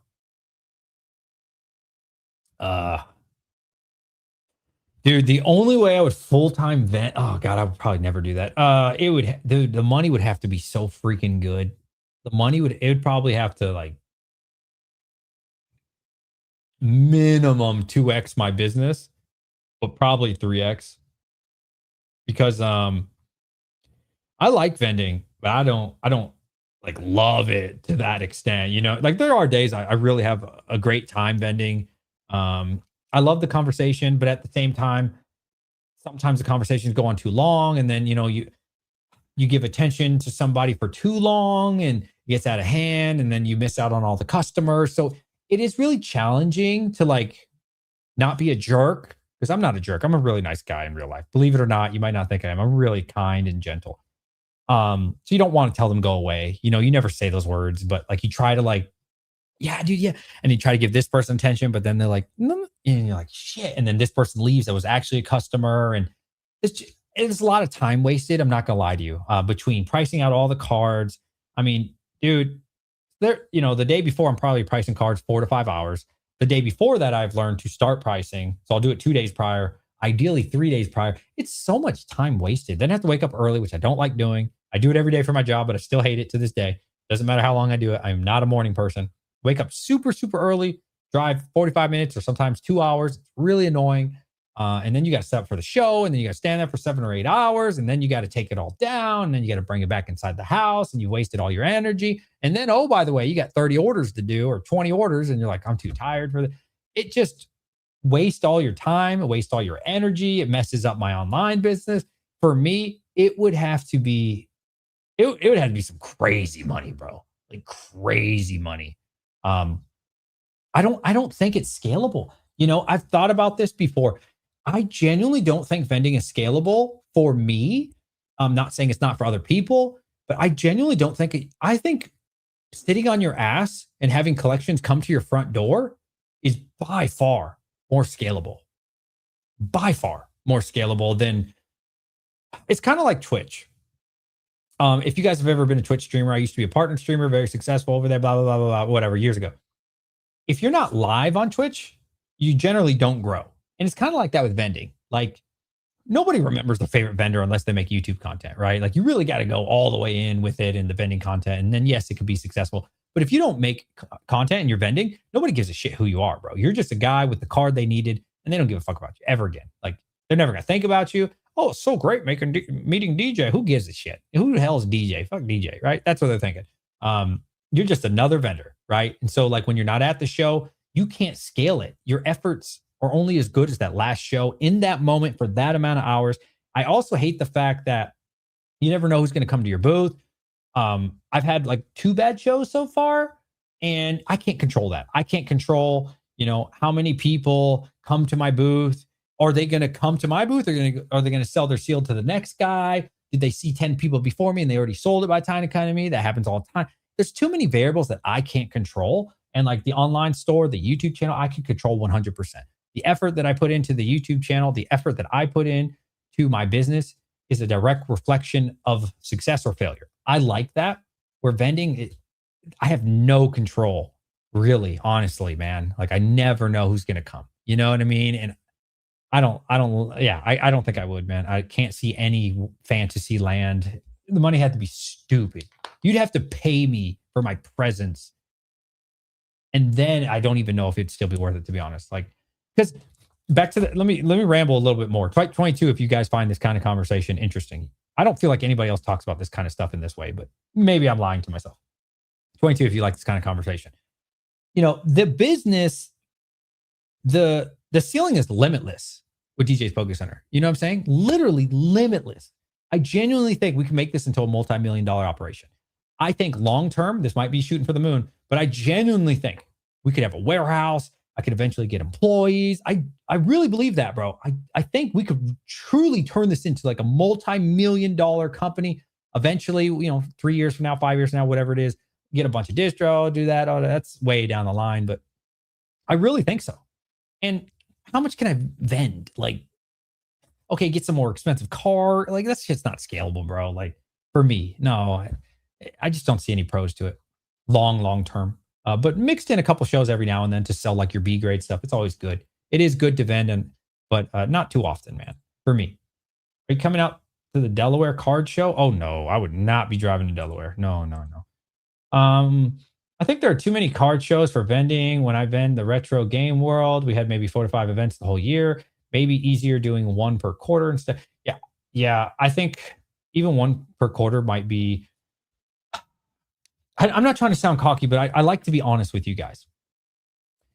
I genuinely think when I vend, I lose money. Not because vending's not good. We make good money in vending. Like we're good at vending, right? We're very talented at vending. I'm not saying I'm not.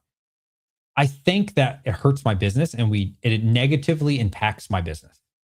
And so I, by extension, lose money vending because of all the things that I mentioned. The 15 hours leading up to it, the 8 hours of being there. That's 20 something hours of my time. That's like 2 weeks if you break it down of my spare time, like in a normal 2-week period.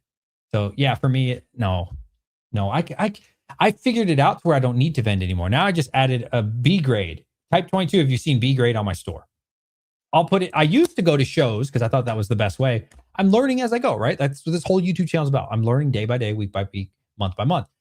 I thought the best way at the time, come January, February, was to get rid of my B grade stuff, was to go to a show because people don't care at a show, bro. If it's got a little hole or it's got a, corner bend, nobody gives a shit in real life, right? It's just the people online that are like, oh, I need the $50. So I thought that was the best way. Now I said, fuck it. I'll discount it $5-10, whatever it is. And I'll just write B grade on it and I'll be very transparent. This is a B grade product. This is something that you should open. This is not something that you should collect and put on your wall. In my opinion, it's not investable. That sells out instantly, right? People love that. People, like I said, stuff like this.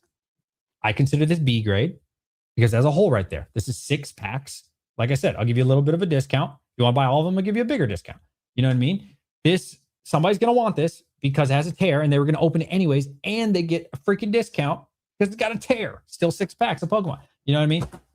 Once I learned that, I was like, wow, this is a genius idea. And ever since I started doing that, it's so much better than vending. Like, I don't know. I can't think of any pro. Recently, I've noticed everyone thinks that they're a vendor. It's crazy how buyers on Facebook Marketplace tell me they only pay 85%. Hold on, let me rewind. Recently, I've noticed everyone thinks they are a vendor. It's crazy how many buyers on Facebook Marketplace tell me they only pay 85%. Well, wouldn't that be good for the seller? Hold on. We got a super chat. First super chat of the night. Thank you very much, Tito, for supporting the channel. Did I screw up in investing in 60 Ascended Heroes ETBs instead of Pokemon Center ETBs? As should I purchase some surging? Oh, wow. There's a lot of questions. You did pay $5. We can take some time with you. No, I think Ascended Heroes ETB is a great choice. If and when Sam's Club, Costco gets a reprint, restock, expected to come down. If that doesn't happen, you'll be sitting pretty. It's okay. You dollar cost average into it. You're fine. Excuse me, I'm hiccuping. The Pokemon Center, I'm not going to lie to you. I don't like the Pokemon Center play. I know people made a killing off of it. Good for them. They paid $60. I think the shit's like over $350. If it's me, I'm taking profits on that. I'm It's just me though. You don't have to do this. I don't know what the hell I'm talking about. Full disclosure. If it's me, I'm taking all my profits off the Pokemon Center and I'm buying regular ETBs. Why? Because at the end of the day, look at this is kind of a crazy example, but you can insert this with whatever you want. If you look at the Pokemon Center ETB for 151 as an example, maybe not a great example, but whatever, it is an example. These are not super liquid, man. Like, and yeah, I do think Ascended Heroes will get to the $1,000 mark eventually one day. Who knows when that is? But dude, it gets tough, man. Look at this. One sold, zero sold today, one yesterday, zero on the 30th, zero on the 28th, 0, 0, 1, 0, 0. So like one a week, bro. Like, and if you're trying to freaking sell 50 of them, dude, it's hard. It's hard enough to find a couple buyers that want to buy them for 1,300, but it's super hard to find 50 buyers. And so the more the price goes up, kind of the more illiquid it becomes, right? Like a lot of people can afford $120 ETB or a $200 ETB, but most people can't afford $1,000, $1,300, $2,000 ETB. You see what I'm saying? So it becomes so much more difficult the higher it gets to find a buyer. You can find buyers. I'm not saying you can't, but I'm saying it gets harder to do that at a larger scale. You see what I'm saying? If you have one Pokemon Center behind you, that's fine. You have 5, it's probably not that hard. You got 50, 100, 200. It gets a lot more difficult, man. It gets 10 times more difficult, more challenging, and it just makes it harder to sell. As I've told you guys, I stopped buying 151 I stopped buying 151 Pokemon Center ETBs like 3 or 4 months ago. I just stopped because it's too expensive. It's too hard to sell. They sit on the store for a couple weeks. Where I could put the regular 151 ETB, that bitch gone in 20 minutes. You know what I mean? Even at $500-$600, it still flies off the shelf or whatever it is. I don't know what the current price is. I don't look at 151 anymore. Like I said, I've moved on from that. It's a great set. Love it to death. Not good for my store at the moment. But Prismatic, you know what I'm saying? You buy some Prismatic, that shit's gone instantly. Instantly. Doesn't matter if it's full market, it's 180, 190, 170, because it's still low enough, right? A lot of people can still afford a $200 ETB in comparison to 600, 800. And it also does something psychologically. I'm not saying I agree with this, but I think it's very obvious. People feel better about spending $800 4 times. It's a psychological thing. Just listen to me. If they only have $800 net worth, they feel like they're getting more for their money when they buy 4 $200 ETBs because they're like, wow, I have 4 of something. Now, is 4 200s worth more than 1 800? Not at all. Not at all. But this is a trick as old as time. Why do you think stocks in the stock world that they do a 4-to-1 split? Or Amazon, did they do a 10-to-1? I don't know. Amazon did some crazy thing. But a lot of companies do a 4-to-1 split. I know Tesla does that. Some companies like Nvidia will do a 4 or a 5 to split. So basically, you're tricking people into thinking that they can afford more. When Tesla cost $400, actually at one time Tesla cost $1,300. I'll never forget that. Well, people look at that and they say, well, I can't afford a share of that. They're not smart enough to figure out, wait a minute, I could just buy, $800 worth. They're too stupid. But in their mind, hey, I can't afford $1,300. That's expensive. So what they do is they stock split it. They cut it into pieces to make you think, even though it's still the same $1,000 or $1,300, you're like, oh, that's only $200. I could afford 5 of those. You see, it's the same thing with Pokemon in a way. It's not directly a 1-to-1, but psychologically, if somebody only has $800 or $1,000 to their name, they feel like they're getting more value because they got multiple things. Do you understand? So it's the same thing with these high prices. Hopefully I'm articulating that properly. Let's see. Oh, I was reading yours. I'm sorry. Recently, I've noticed everyone thinks they can be a vendor. I'm kind of confused on this. So I get you on the first part. Everybody thinks they can be a vendor. The second part, I don't understand. It's crazy how buyers on Facebook Marketplace tell me they only pay 85%. I'm confused. So like, that's a fantastic percentage. 85% is phenomenal. I think I understand what you're saying. Oh, I get what you're saying. So they only want to pay 85% so they can make their margin. Okay. I was going to say, if you're selling a full collection, 85% is phenomenal. If you're selling one of an item, I think you should pay full market. 100%. Yeah, absolutely. So if I'm selling you one of these, this is a terrible example, but it's the thing I had next to me. You should pay full market for this. You should not get a deal. I'm sorry. Hell no. Why would you get a deal on one?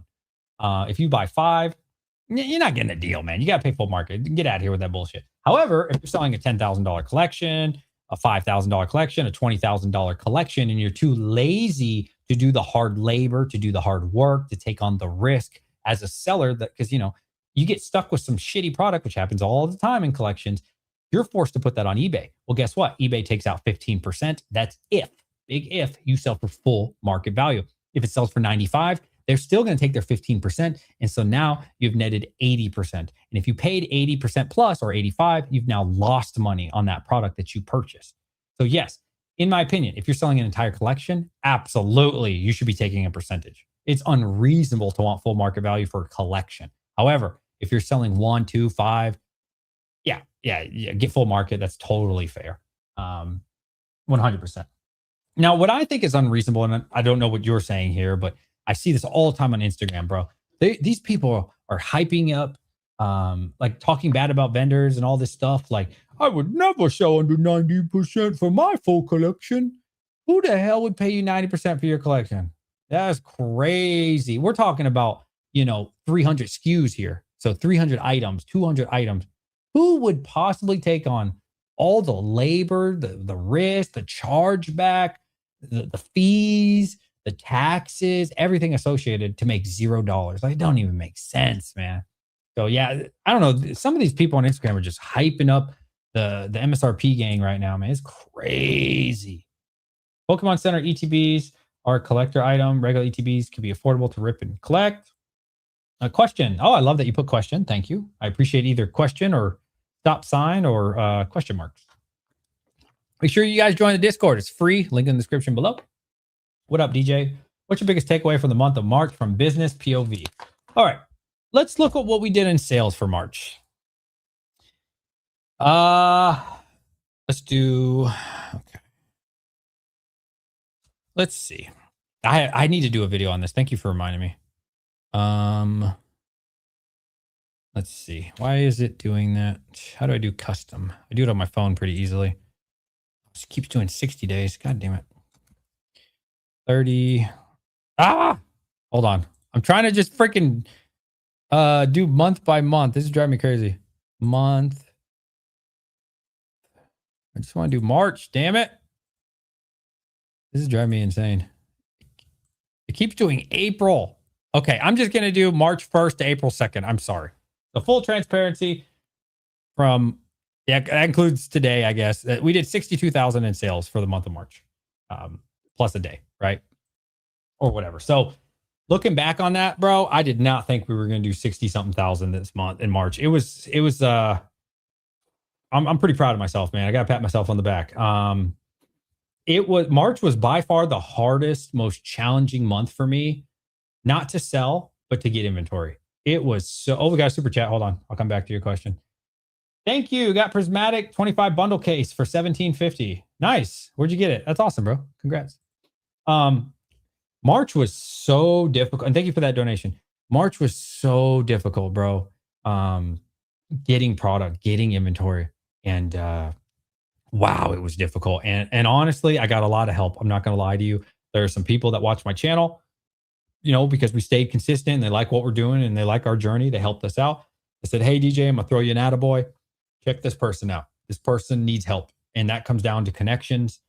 And some of that was luck. I'm not going to lie to you. I'd love to say, it was all me and I figured it out on my own. No, a lot of that was luck.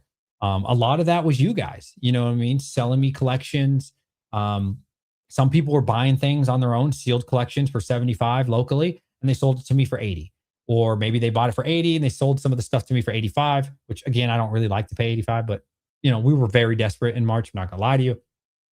Some people, one person really saved my ass. I won't say who they are in case they don't want to be named. They had a really good connection and they said, hey, this guy has distro. He doesn't have enough money. He's trying to get his spend up. It's a mutually beneficial partnership. And I had about 2 of those this month that people need to get their spend up. And they did not give it to me for distro price. I pretty much paid full market, if not full market. But it got me product. It got me inventory. And by the time it got to my house, it appreciated 10% and sometimes 15. And we sold it. We made a little bit of profit. And so March, I really thought was going to be a low month for us, bro. I was like, wow, I can't get the product I need. And that's the same problem everybody has in Pokemon right now, especially English. But it worked out and it ended up being one of our best months. And like I said, we're making better connections now, better quality connections. I really think it's because of YouTube. I think it's because we're staying consistent. We're making not daily videos, but we're trying. If not daily videos, we're making daily content. We're giving you a short. I'm giving you a live stream. I'm giving you a video. I'm giving you something, and doing that hard work has worked. Right? It got us in the right person. Somebody might see us on Instagram that I didn't have last month, or somebody on Discord reached out, or some of the Discords that I'm already a member in. They saw our video and they're like, I can help you out, buddy. I'm going to throw you an attaboy, and we've made good connections that way. So I'd say March far exceeded my expectations. I learned so much in March, man, about sealed cases. That was the first month that we tried sealed cases, like ordering, 10 sealed cases, 5, 15 of something, a pallet for the first time. We got our first pallet ever, which I'm super happy about. That was 20 UPC cases. And that really opened my eyes to a different league, which I am not a part of. But it helped me in a major way. And it's been great, man. It's been really awesome. And we're learning every month. And I think April's, don't know if it's going to be a better or worse month sales wise, but I know we're going to learn a lot more. And we're just taking it day by day, man, learning every day. I was selling a single card for $60 and the dude, yeah, single card, 85% is crazy. Yeah, no. But that being said, I get it, because if you sell it on your own on eBay, you pay 15%. I do get like why people do that. You can't sell that car. I mean, I can't say that. It is really hard to sell without some kind of fee associated. So this is something Rudy talks about from Alpha Investments. Again, shoot for the moon, try to get full market. It just wouldn't make sense for somebody to pay you full market. They can just go buy it themselves on eBay and like not meet up with you. You know what I'm saying? So like, I think as a seller, I'm not 85%, definitely don't shoot for 85%, but like you're going to have to pay some kind of fee. Or else why would somebody like take the time out of their day, drive to you, or you drive to them and meet you? So I do see it both ways, to be fair. But yeah, 85% seems rather low. I would shoot for like 90% because again, people, it's the internet, dude. Like you can go on eBay right now and buy the same card you have for the same price that you're wanting. So you don't really provide, not you personally, but like people selling for full market often don't provide any service that any Joe Schmo doesn't provide. Within reason, there's definitely benefits to using a store like mine. I have not hit my Nexus threshold. So if you buy full market from eBay, you're going to pay taxes. On my store at the moment, you do not pay taxes. So that saves you money. If you buy on TCG, you have to pay a fee. I save you that money avoiding that fee. There's definitely pros, cons, maybe just like the store, there's a lot of going on. Oh, $5 super chat from Map Maker Studio. He says, this has been my favorite episode by far. I'm kind of new to watching you. Well, thank you, my friend. Thank you. Let me know what you liked about it. Good questions. Hey, if you guys give me good questions, I got good answers. I mean, go crazy if you really think $9 is worth holding out for, but you sell on any platform, you're losing 15%. I agree with this. For me, I would rather do volume, right? If something has to sit on my store or I have to hold on to it to squeeze out another 5-10%, with the exception of Perfect Order right now, I will say that, I'm just going to take the quick sale and then replicate that again and do another quick sale and do another one. Because like, look, try your best. Like I said, give it an attempt, go for full market, blah, blah, blah. If you can get it quick, go for it, right? Of course, try your best. But if you're holding it for a week or 2 or 3 or, you got to evaluate what's best. And can you just replicate that quicker by not being greedy and not going for maximum value? Everybody's different on that one. But for me, I'm all about the quick sale. I learned that back in the comic book day. I used to be a comic book vendor for many years. So I'm not new to being a vendor. I'm new to being a Pokemon vendor, but it's the same shit. You trade comic books for Pokemon. It's the same shit, bro. So I'm all about quick in and out. We got another one. Oh, wow. Thank you. You guys are showing love tonight. Thank you so much, Vendetta. Frank & Sons is where I get all my sealed product. I have never heard of that. Maybe that'll be a good one. Thank you for mentioning that, buddy. Frank and Show.net. I have never heard of this. I will look at it, make sure it's legitimate. And hey, oh, they're in Cali. I bet that is super expensive. Let me see. Is this the right one? Frankenshows.net? That doesn't sound right. This looks like a boxing thing. I'm going to take this off my thing. I'm going to remove that. Maybe I got the wrong one. Yeah. DM me if you don't mind. I'll look into that a little bit more. Avoid taxes. Yeah, sure. And pay for gas to meet up. Taxes of one. Let's see. Avoid tax and pay for gas. See, I read that one. Okay. We got question mark. I love those. What's the threshold for your sales until you have to charge tax in Cali? I want to say it's $100,000. Nexus threshold California. That's all you have to do is Google it. It's really easy. But I want to say it's 1 or 200,000. Let's see. That's a good question. I got a lot of customers in Cali. I should definitely be tracking that. As I get closer to like 500,000 in sales. I'm not seeing. Okay. For 2025, income tax doing business are $757,000 for sales. Yeah, I'm good. I'm good, bro. We got a ways. I'm gonna look into that and double check that. That's what Google told me. But we've got a long ways. But I want to say it's more 100,000, 200,000. I have to look at that for 2026. But we're far away from that, thankfully. But eventually, the store will become more expensive, and I'll have to charge taxes. Many people are selling $50 plus over market on Facebook place over in my area. No one's really selling under market, let alone marketplace right now, at least in my area. And that it makes sense, right? And that's why, you would be surprised. And it surprises me as well because I'm paying so much now, right? 80, 85% for stuff I don't like paying 85%, but sometimes we got to do what we got to do. Sometimes even full market I'm paying, right? And people still tell me, DJ, you're so cheap. And in my mind, I'm like, I'm really not because I'm selling for market. But then people like you talk, right? And it's very unique to your situation. That's why I think 30, 40% of my customers are from Cali. That makes a lot of sense putting one and one together equaling two. Maybe in your rural area or hell, your suburb paying market's crazy number. But that is why so many people pay full market because in their area, full market is a steal of a deal. So it's very unique. In my area, paying full market is not a steal. But there are places out there where it's a bargain. You know what I mean? So it really depends. It really depends. I know probably 20 to 30 people right now consistently that buy from my store from the West Coast that buy for full market and then mark it up 20, 30%. And they never stop buying because they're making a killing just buying off my store. They'll buy the prismatic for full market value off me and put it in their smoke shop.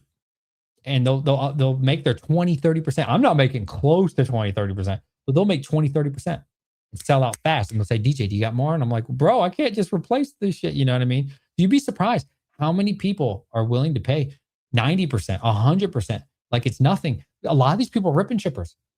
They have no problem paying 100%. You know what I mean? Because buying 100% off me, they still make their 20, 30% off whatnot. They don't care. You know what I mean? So you'd be surprised, man. You'd be surprised. What percentage of vendors do you think report their income? If I had to guess, 10, like 5. That's just a guess. Frankenstein's a giant depot. Yeah, I looked it up and it came up with like a boxing website. Is that the right one? So everything from comics to Pokemon. That's open every weekend. Nice, bro. Good evening. What's up, buddy? Cali market is horrible. Facebook is nothing but 110%. Gengar, not top dog of Ascended anymore. Whoa, what? Active Forest Pikachu listing at 1,100 and growing. What's it selling for, though? What is its name? I thought this was my name. I thought this said DJ's Poke Center. It says, Disc Joker Crazy. Okay. I look like a J. I was like, oh, shit. That DJ Poke Center? Sheesh. I'd love to find someone to pay 100%. Send my way. Dude, you can do it. You can do it, man. Dude, my friend, I'm telling you, I am learning and I have, full disclosure, I have a million more things to learn. I don't know at all. I don't even know close to 1%. But just owning this store online, just interacting with other YouTubers, just interacting with viewers who don't run, an online store but have an LGS, I am learning so much, man, about like the truth. And like, I don't know 99% of the truth, but like the amount of stuff you learn. And bro, one of my friends, he just profited $17,000 today. 17 grand in a day, and that's crazy, bro. That's a lot of people's like yearly income or half their income for the year in a day, bro. And how he did it is he paid full market value for prismatic evolution like 2 months ago or a month ago. That was it. He paid full market value for booster bundle seal cases. He bought, I think, 50 or 60 of them. He sold them all to one buyer today. He profited like 15 grand. And shit like that is like, wow, the layers and the levels of this shit. And again, that's probably nothing to a lot of people. They probably hear 15 grand profit in a day, and you're like net, right? They're like, what a joke. I'm profiting 30 a day, and just it opens my eyes to how many people are just not aware of it, because I wasn't aware. And again, I still am not aware of probably 99% of the people making true money out there. There's probably so many people out there making bank that don't even have a YouTube channel, have no internet presence, that are just doing it in the shadows. And you'd be surprised, man. Like the shit you learn is crazy, man. It's wild. You think you have a good day. You're like, I think my record was last weekend or the weekend before. We did 9.3 thousand. That was a record day, not weekend, but day. And I was ecstatic. Then I watched a video from Steve. God, I don't know why you don't remember his YouTube name, but it's Steve something. The one that just sold us this case. If anybody's interested, anybody wants to buy this case, let me know. If I have to, it's Gen 4. It's Chinese, like the new set. Get the Ponita.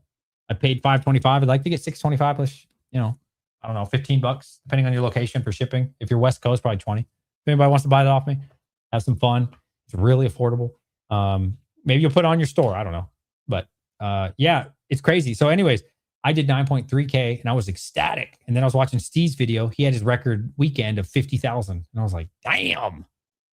I'm out here feeling happy of 9.3K. And to be fair, that wasn't the whole weekend, but he did 50K, his new record for the weekend. And I'm just like, dude, there's so many layers. There's so many levels to this shit. And then forget it. Who knows? Like Anon and Bokanee. And then, of course, the Rudies and everybody in betweens. And it's crazy to think about, bro. And the Walmarts and the Targets. And there's just so many layers and things to learn. And it's so interesting. I find it fascinating. Every time I learn a little something, a little nugget here, and a little, somebody DMs me, hey, DJ, try this. Hey, that didn't work out. And then this one did. And Rudy just put out a video, The Journey of Failure. Oh, my man. I need to learn how to sell better. LOL, local market is rough. Indiana. Dude, I don't like selling locally. I do not. I hate it. I can't stand local deals. I did it I shouldn't say one time. I did a couple listings locally, and it is awful. I don't know how people do it. I think it's the biggest waste of time. It is not scalable. Like I said, you know what is scalable? Having a website, okay? Having a website, funneling people like this. DJ's Poke Center, right? You come here, nobody wants to buy my magic, but, as an example, somebody buys this or somebody buys some of that, or, I got two buy two of these and they buy one of these. And then the next guy 30 minutes later buys this. And then the next guy buys this. And then he buys the journey together. And then you see what I'm saying? That's scalable. And you don't have to waste gas. You don't waste time. You don't waste energy. The only time you do is put it on your store one time. And then when you get that SKU again, you just hit one. I got one now. I got two. That's scalable. But local, dog shit. I hate local, bro. It's the worst. It's awful. So anyways, I put Japanese on Facebook, and everybody only wants to buy one, which I get. I understand, right? Everybody only wants to buy one. So I had to drive 5 minutes, which doesn't sound like much, but I only profited on Neil Zero at the time, like $6. So I did the math. I'm like, wow, I just wasted 30 minutes talking to this person, because it's never an easy transaction. It's never like, here's price. Well, I'm very easy to deal with, but a lot of people on Facebook are not easy to deal with, bro. They ask 16,000 questions, and time is money, man. You know what I'm saying? If you waste 30 minutes of my time, I lost out on $6 easily. You know what I mean? So anyways, you waste 30 minutes with the back and forth, and they're trying to make sure you're authentic and real. And you drive 5 minutes to them, you waste gas money, but more importantly, time. Now you got to meet them. They got to check it out. You got to do Zelle or whatever payment they want to do. And then there's back and forth, and then you got to drive back home. And I'll be like, damn, I just wasted an hour and a half of my life for $6. You know what I'm saying? So I could go work at McDonald's for that. So then I tried a new thing. I said, okay, minimum order quantity for Japanese is 2, because then maybe I'll make $10 if I'm lucky, right? So I met up a couple people. I made $10, but did I really? Probably not. Probably lost $30 in time. And so for me, dude, local is terrible, bro. I hate local. I think it's awful. I think it's the biggest waste of time ever. Now, buying local can work out. Like I said, I don't mind, but I want it to be. I really prefer to buy like $10,000 collections at this point of my store, but I will entertain like 7,000 local. Now, if you hit me up online and you're selling 5,000, that's fine. That's no problem, right? Because I don't have to leave my house. I don't have to do anything. I can still talk to you on Instagram while still talking to the next collection, and then just ship it to me. Here's my address. Here's my PO box. Send it to my PO box. Once I verify everything's authentic, we'll already nail down price before. So right, we'll nail down the percentage before you even send anything. You ship it to me. Once I open it, I pay you the same day. If it's a lot of money, I got to pay you the next business day because I need to go to the bank and wire it to you, right? I love that. It's so much better, bro. And then you can scale that, right? Like you can scale that 3 collections a week, 5 collections, 10 a week, where wasting all this time on Facebook trying to find this person. And it's awful. I hate it. Not to mention you get robbed, all this. I don't like it. I don't like anything about local. I think it's so ancient. We are in the modern age. You have the internet. You're doing it wrong, in my opinion. Unless you're doing huge transaction local, then good. But like selling 1 ETB, selling 2 ETB, selling one of this booster box, beating up with this other guy to sell the other booster, it's awful. Yeah, unless you're doing like large scale deals, then it's fine. But I don't like it. I don't like local at all, bro. Not a fan. Let me know you guys' experiences. If you have a question, please put in question mark, or a stop sign or something so I know. Guys, if you've not joined the free Discord, please join. I also have my my Instagram. Yeah, all that's free. If you don't mind, hit like on this stream if you're liking the content. All you have to do is hit like. It's free 99. What's better than free? Yeah, feel free to ask your question. Let's see. It'll be the next $1 million card. Whoa. What will? Hold on now. That's a huge statement. What did I miss? Okay. Gengar, not top. Oh, the Pikachu? You think the Pikachu going to be $1 million? All right, now. The Gengar Pop 4, I believe in Japanese, just did 14K. So I don't know about $1 million. That sounds crazy. There's too many of them. DJ, do you have cases of Surging Sparks? Nah, I sold out in December. Price, if you don't mind talking business and chat. I don't mind talking business for the most part. No, I'm sold out, bro. Yeah. I bought those about 4 or 5 cases. I can't remember, in like November when nobody wanted them, for like $220. And I sold them for like $245. I think I sold a couple of them for like $250 towards the end, but no, man, those sold really fast. You're not going to get a deal on Surging Sparks, man. And honestly, I wouldn't even be okay, try to get a deal, but I think Surging Sparks is so cheap and so undervalued booster box, to be honest with you, in my opinion. If you got to pay market, fuck it, bro. Like, just pay it. It's so cheap, man. Look at this.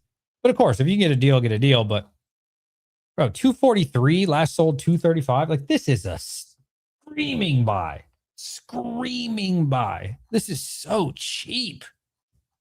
Like that, dude, yeah, if you have to pay full market for that, I would pay full market for that. Absolutely. It's 240, 235 for freaking Surging Sparks boost. Come on.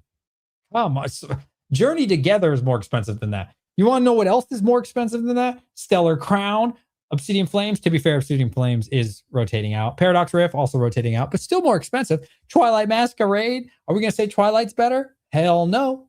Surging Sparks is fantastic. Dude, almost everything's more expensive than that. It's a screaming buy. Yeah, if you got to pay market. But try to get a deal, but still. Now, it's too cheap, bro. Unbelievably undervalued, in my opinion. Way too cheap. I already read that one. The Pika SIR. It's pretty dope. It ain't better than the Gengar. Surging is such a good play. Yeah, absolutely. Way too cheap. If I found one for $16.99, you think it's worth it? Uh, Surging Sparks. Are you talking about a case? I would assume. 1700. Let's see. Let me see what the math comes out to on that. I can't imagine a big premium for surging. Make sure it's authentic. 283 per. Ooh, I don't know. Nah, I wouldn't. Oh no, you said 1600. Did I do 1600? My bad. I might not. I might have done 1700. 1600 divided by 6. That's 266. Not bad. That's only 20 bucks. 20. Oh, I don't love it. I'm not gonna lie to you. I don't love it. That's $26 premium on each one. Not the worst thing in the world. I'm telling you, there's nothing like having a sealed case, man. I love having a sealed case. It's beautiful. It's the best. You throw it in your closet, doesn't get damaged. It's awesome. I don't love it, but it's a good deal. Yeah, it's $100 under market. I mean, hey, yeah, it's not bad. It's not a bad deal. I don't love it, but it's not bad. Listen, market's the market. Okay, anytime you get under market, it's technically a deal, right? Like I don't know what percentage that is, but yeah, not the worst thing in the world. It's still in VM. I don't know what that means. People always selling it locally. Oh, vending machines. Yeah, I mean, but that's the thing, David. Um, that's not a sealed case. You understand? You're not going to get a sealed case out of a vending machine, right? So sealed premium is always there. It's there on purpose, right? Like on a really small scale, I'm still a very small scale myself, but we are growing. I can tell you it is a nightmare having a bunch of ETBs that are loose. I had 150 prismatic ETBs. It's awful. It's terrible trying to find space for them all and take, terrible. If I would just had 15 cases, I could have stacked that and probably just to the ceiling in one corner. It'd be done. And they're all safe. They're all protected. It's all, so I do think the premium, depending on how expensive the premium is, often is worth it. But be careful. You don't want to pay like 20% more on Surging Sparks or anything. But yeah, for sure. There's something to be said about a sealed case compared to just a bunch of random ETBs for sure. 100%. I still understand trying to learn and grow a business, but do you think you've netted more profits the last 6 months through churning product over if you were to have just stored in the closet? Such a good question. That's a really good question. Ooh, I mean, there's no way to know, right? Um, that's such a good question. I never thought of that. If I had to guess, I would probably say no. Um, I'd probably say I would have made more money just investing, to be honest. But here's the thing. Here's something that investing can't get me. Um, Investing does not give me connections. Investing does not. You need to understand, like, if you think really short, it's such a great question, by the way. I love this question. This is phenomenal. I'm gonna take a picture of this. I'm gonna save that. Maybe I'll put that in a video at some point. That's such a great question. Wow. Thank you so much. Really good question. It makes me really think. I like the ones that make me think. Um, Here's the thing. If you think really narrow and really like short term, like, did that make you more money in this short period of time? The answer is probably no. But what does investing do for me long term? Yeah, it makes me some money, but it doesn't, I can't scale that money. You see what I'm saying? So like the connections I've already made, which I'm sure I'll make even more as the time goes on, as our channel grows and as we continue to put the work in, are invaluable. There's no dollar amount to that.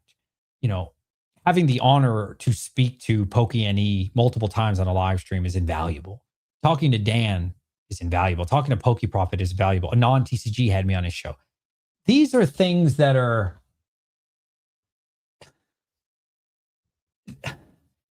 just, retrospects. Talking to these people can get you something that, like, my closet having a case could never get me. You understand? What this business can become, I genuinely, as I've said before, I genuinely think if I put the work in, I keep doing what I'm doing and just, keep my head down and just shut my mouth and keep working, I genuinely think I could scale this into a multi-million dollar business. Now, could my boxes in the closet become a multi-million dollar investment? Fuck no. Hell no. You see, so like to answer your question in a very long way, in the short term, you probably would have made more money. But I will in the long term make way more money than I could have made just investing it. Because my starting inventory was like $22,000 roughly, maybe 25. I don't know, something in that ballpark, right? For the store, 22, 25. What would that have appreciated by now? Probably 50K. Have I netted 50K? I don't think so. I'd have to do the math. I'm not sure. I've probably netted 30,000. But what I built is a network of customers, loyal customers, often a network of viewers. These are invaluable things. People that return. The average person on my store probably returns 4 to 7 times. That's what my data says. And they're still coming back, right? They like our business, they like our packing, they like our journey, they support it, right? That is invaluable. So if and when I do turn this into like a multi-million dollar business, I'm going to laugh at like, that 22,000. What could that become? 100 grand, 100K? Okay, great. But then I'll look back at this a few years from now and I'll probably have netted $1 million profit. You see what I'm saying? So yes, if you look at it from a very narrow, short-minded thing, like, yes, probably would have made more money, just having it in the closet. But I think over the long term, oh yeah, buddy, we're going to make way more money. And then we're also going to make connections that we wouldn't have made. So I hope, great question. I really like that question. That was fantastic. Thank you very much. Why don't you sell all of that stuff behind you? That's such a good question. Brian asked me that all the time. Okay. I have sold out of 150 prismatic evolution ETBs, probably, I don't know, 135 of them, 138 of them. I've sold almost all of them, but they just keep going up. Should I sell these? Yes. A lot of them are B grade. I did buy 2 of these today for $150. Oh, that was something I wanted to talk about. Great. I'll focus on your question first. Remind me to talk about paying $150 for prismatic evolutions today, please. It just keeps going up and it won't stop going up. So I'm trying to take the retrospects viewpoint on this.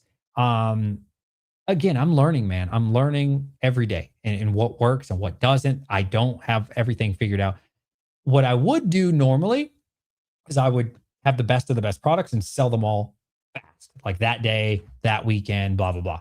Retro said, dude, why are you doing that? Stop. He's like, dude, if you got 10 of the best product, what you do is you sell, maybe 5 now, you wait a week, and then guess what? It goes up another 10%. You sell another 5, and then you sell another 3, and then you sell another 5.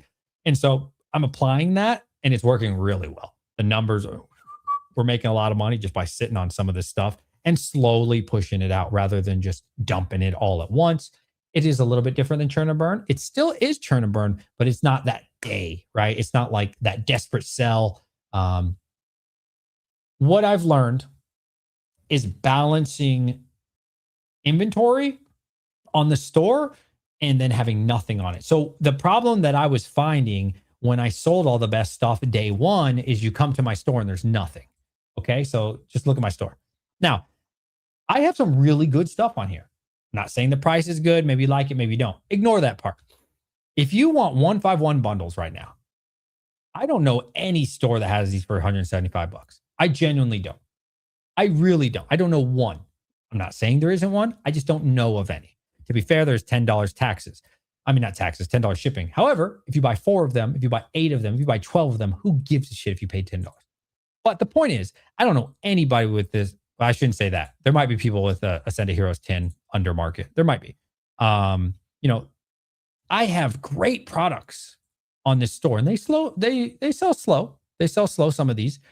But right now, you come to the store and you know that there's something out there that you might want. Look at all the Ascended Heroes. These do sell. They just sell slow, right? Because I got them pretty close to market, maybe $1 or $2 under market, right? But they sell. Now, before what I was doing, and it was like really stressing me out, like bad, bro, is I would sell all of it. Like I would fire sell even the Ascended Heroes wasn't out then, but roll with it. If I were to fire sell all these Ascended Heroes and all my 151 bundles and get all this, and I'd only make 8 to 10%, and I'd have all this money, but guess what? Now I don't have anything to replace it with. And I think that is way more dangerous. It is way worse to have nothing on your store and to sell out very quickly. You have to be able to balance that. So tomorrow, what did I tell you guys? Tomorrow, I'm buying a $16,000 collection in person. Okay. They're driving it to me.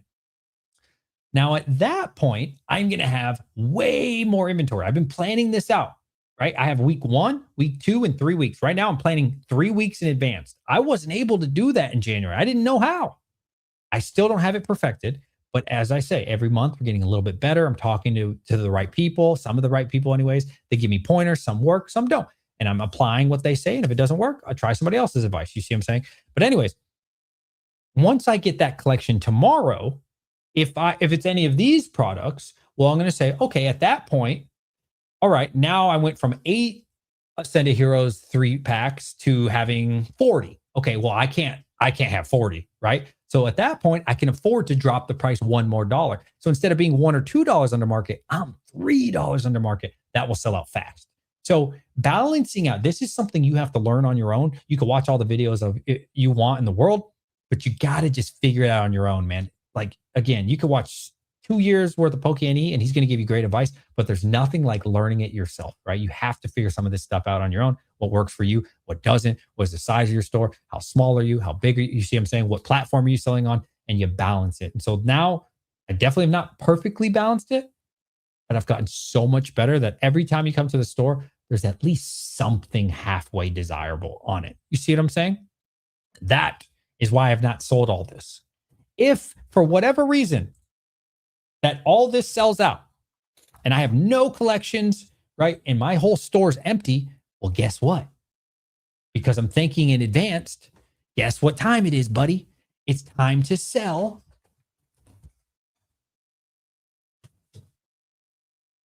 SPC. Oh, by the way, guess what else we're having? We're selling a bunch of Ascended Heroes poster collection, right? If I need to, you always have something in the chamber, right? Or bam, guess what? If it ever comes to it, I got, I don't know, 15, 20 prismatic booster bundles up here, right? So I'm trying, I'm experimenting. I don't have this perfected. This might not be a smart strategy, right? I don't know, but I'm learning day by day, right? You know what I mean? So that way there's always something available. And again, trying a little bit. It's funny now that I've streamed with so many people and like talked to them in the DMs and watched all their videos. It's cool because like if you just watch DJ, me, right? You might, I don't know what you guys think my strengths are. I'll tell you what I think my strengths are. I think I'm really good with like, well, I'm fantastic with stocks, let's be honest, but but that's not really helping me in Pokemon. You know, I think I'm good at seeing a bigger picture. I think I'm good at like figuring things out. Like, I'm not gonna say what I do, but you know, I manage 50, 60 people at my job. I'm really good at like problem solving and figuring things out. It's just something I'm good at, right? Some people are really good at making advertisements. Some people are really good at doing graphic design. And so like you just play into your strengths and stuff. I don't know, man. But anyways, I got to take what Retro Specs was really good at and then apply a little bit of that. And then I take what Dan's really good at and I apply a little bit of that, right? Just put some tools in your toolbox. And then I listen to Brian and, you know, and I take what Brian says and then I talk to Anon and Anon tells me, hey, maybe adjust this, adjust that. And you might watch some other YouTubers that are smaller or bigger or people who, you know, in the DMs that I told you and LGS owners will hit me up and, hey, DJ, try this. Have you tried that? So you start taking pieces and pieces and pieces and you start building a toolbox. You know what I'm saying? And I'll try a saw today. And guess what? Saw didn't work out for me, but that's cool. I gave it a shot and it didn't work. So I put the saw away and I take the screwdriver and look at that. A screwdriver worked. And so then I'm going to try that one more time. I'm going to replicate that again. Can I continue to use a flathead or do I need a Phillips screwdriver? Maybe that's not a good analogy. I hope this works for you guys, but you know what I'm saying? And then guess what? All of a sudden the market changes and the screwdriver's not working anymore. But I remember speaking to, just making up fantasies here, or listening to a Rudy video. Rudy said, in this situation, I do that. So then I try Rudy's advice on this one. You see what I'm saying? So we don't have it all figured out by any means. Yeah, but we learn every day and we adjust to the market. Market's always changing. The market we're in right now is definitely not the same as October, November, December. Hell, the market we're in right now is not the same as it was in January. The things I was doing in January were a lot, not working the same way they are in March. And I bet you in April, things are adjusting more, right? Prices are changing. In January, you get away with a little bit of 75%, but not towards the end of buying collections. Then you had to move it up to 80, right? Then people got very unreasonable and always want 85. And so if you want that collection, you pay up. And then now, I'm not really paying 85 anymore. And I've kind of toned it down. Especially, like I said, I'm not buying anything 151. I have no interest in 151 at the moment for my store. Unless they gave it to me for a screaming deal. I'm not buying any Blooming Waters where, hell, in January, I would have bought all the Blooming Waters you had, or December, all of them. But now I have no interest. You see what I'm saying? So who knows? In a week, maybe I'll want 151 again. Maybe I won't want Prismatic because Prismatic will, I don't know. But you just keep evolving, you keep changing, and you just kind of figure out what works for you and balancing, the stock on the store and trying to always keep somebody happy on the store. And yeah, so that's been working out really good for us. All right. Whew, that was a lot, man. I feel like I've been talking too much. Do you guys enjoy all these little spiels? Again, I don't have it all figured out. I could be completely wrong, but we learn day by day and you guys learn with us. So, yeah, I don't know. We're doing what we can. We learn day by day, boys and girls. Ascended Heroes ETB case just sold for $1,700 on eBay, plus $56 shipping, plus the fee, right? Taxes too. Don't forget the taxes, bro. So that's 1756 plus 92 plus taxes. That's probably like 1890, bro. That's probably like 1890. I'm not even kidding. Wow, are they really selling that much? I can't wait till my 10 come. I ordered my 10 Ascended like 3 or 4 weeks ago, ETBs. And they've appreciated. Wow, what is the TCG market on that? Holy shit, Ascended, bro. Such a good set, huh? Ascended Hero ETB case. And this is why I say, man, like, you do not have to have a business. You do not need to run a business. I'm not saying you do. But TCG is a lot lower. I wouldn't be surprised if they're selling like that on eBay. If it's just a onesie, then probably, just be a onesie. But if they continue to sell that high on eBay, you bet your bottom dollar people are going to buy these. So the cheapest they have is $1,550 right now. Damn. I'm going to look into that. And if they're consistently selling on eBay for that level, these are a screaming deal. I might just buy these. Honestly, I wouldn't. Now I think about it, I hate buying from TCG. TCG is so trash. Never mind. TCG is the worst. These people are going to send it to you, not double box, and your shit's going to come fucked up.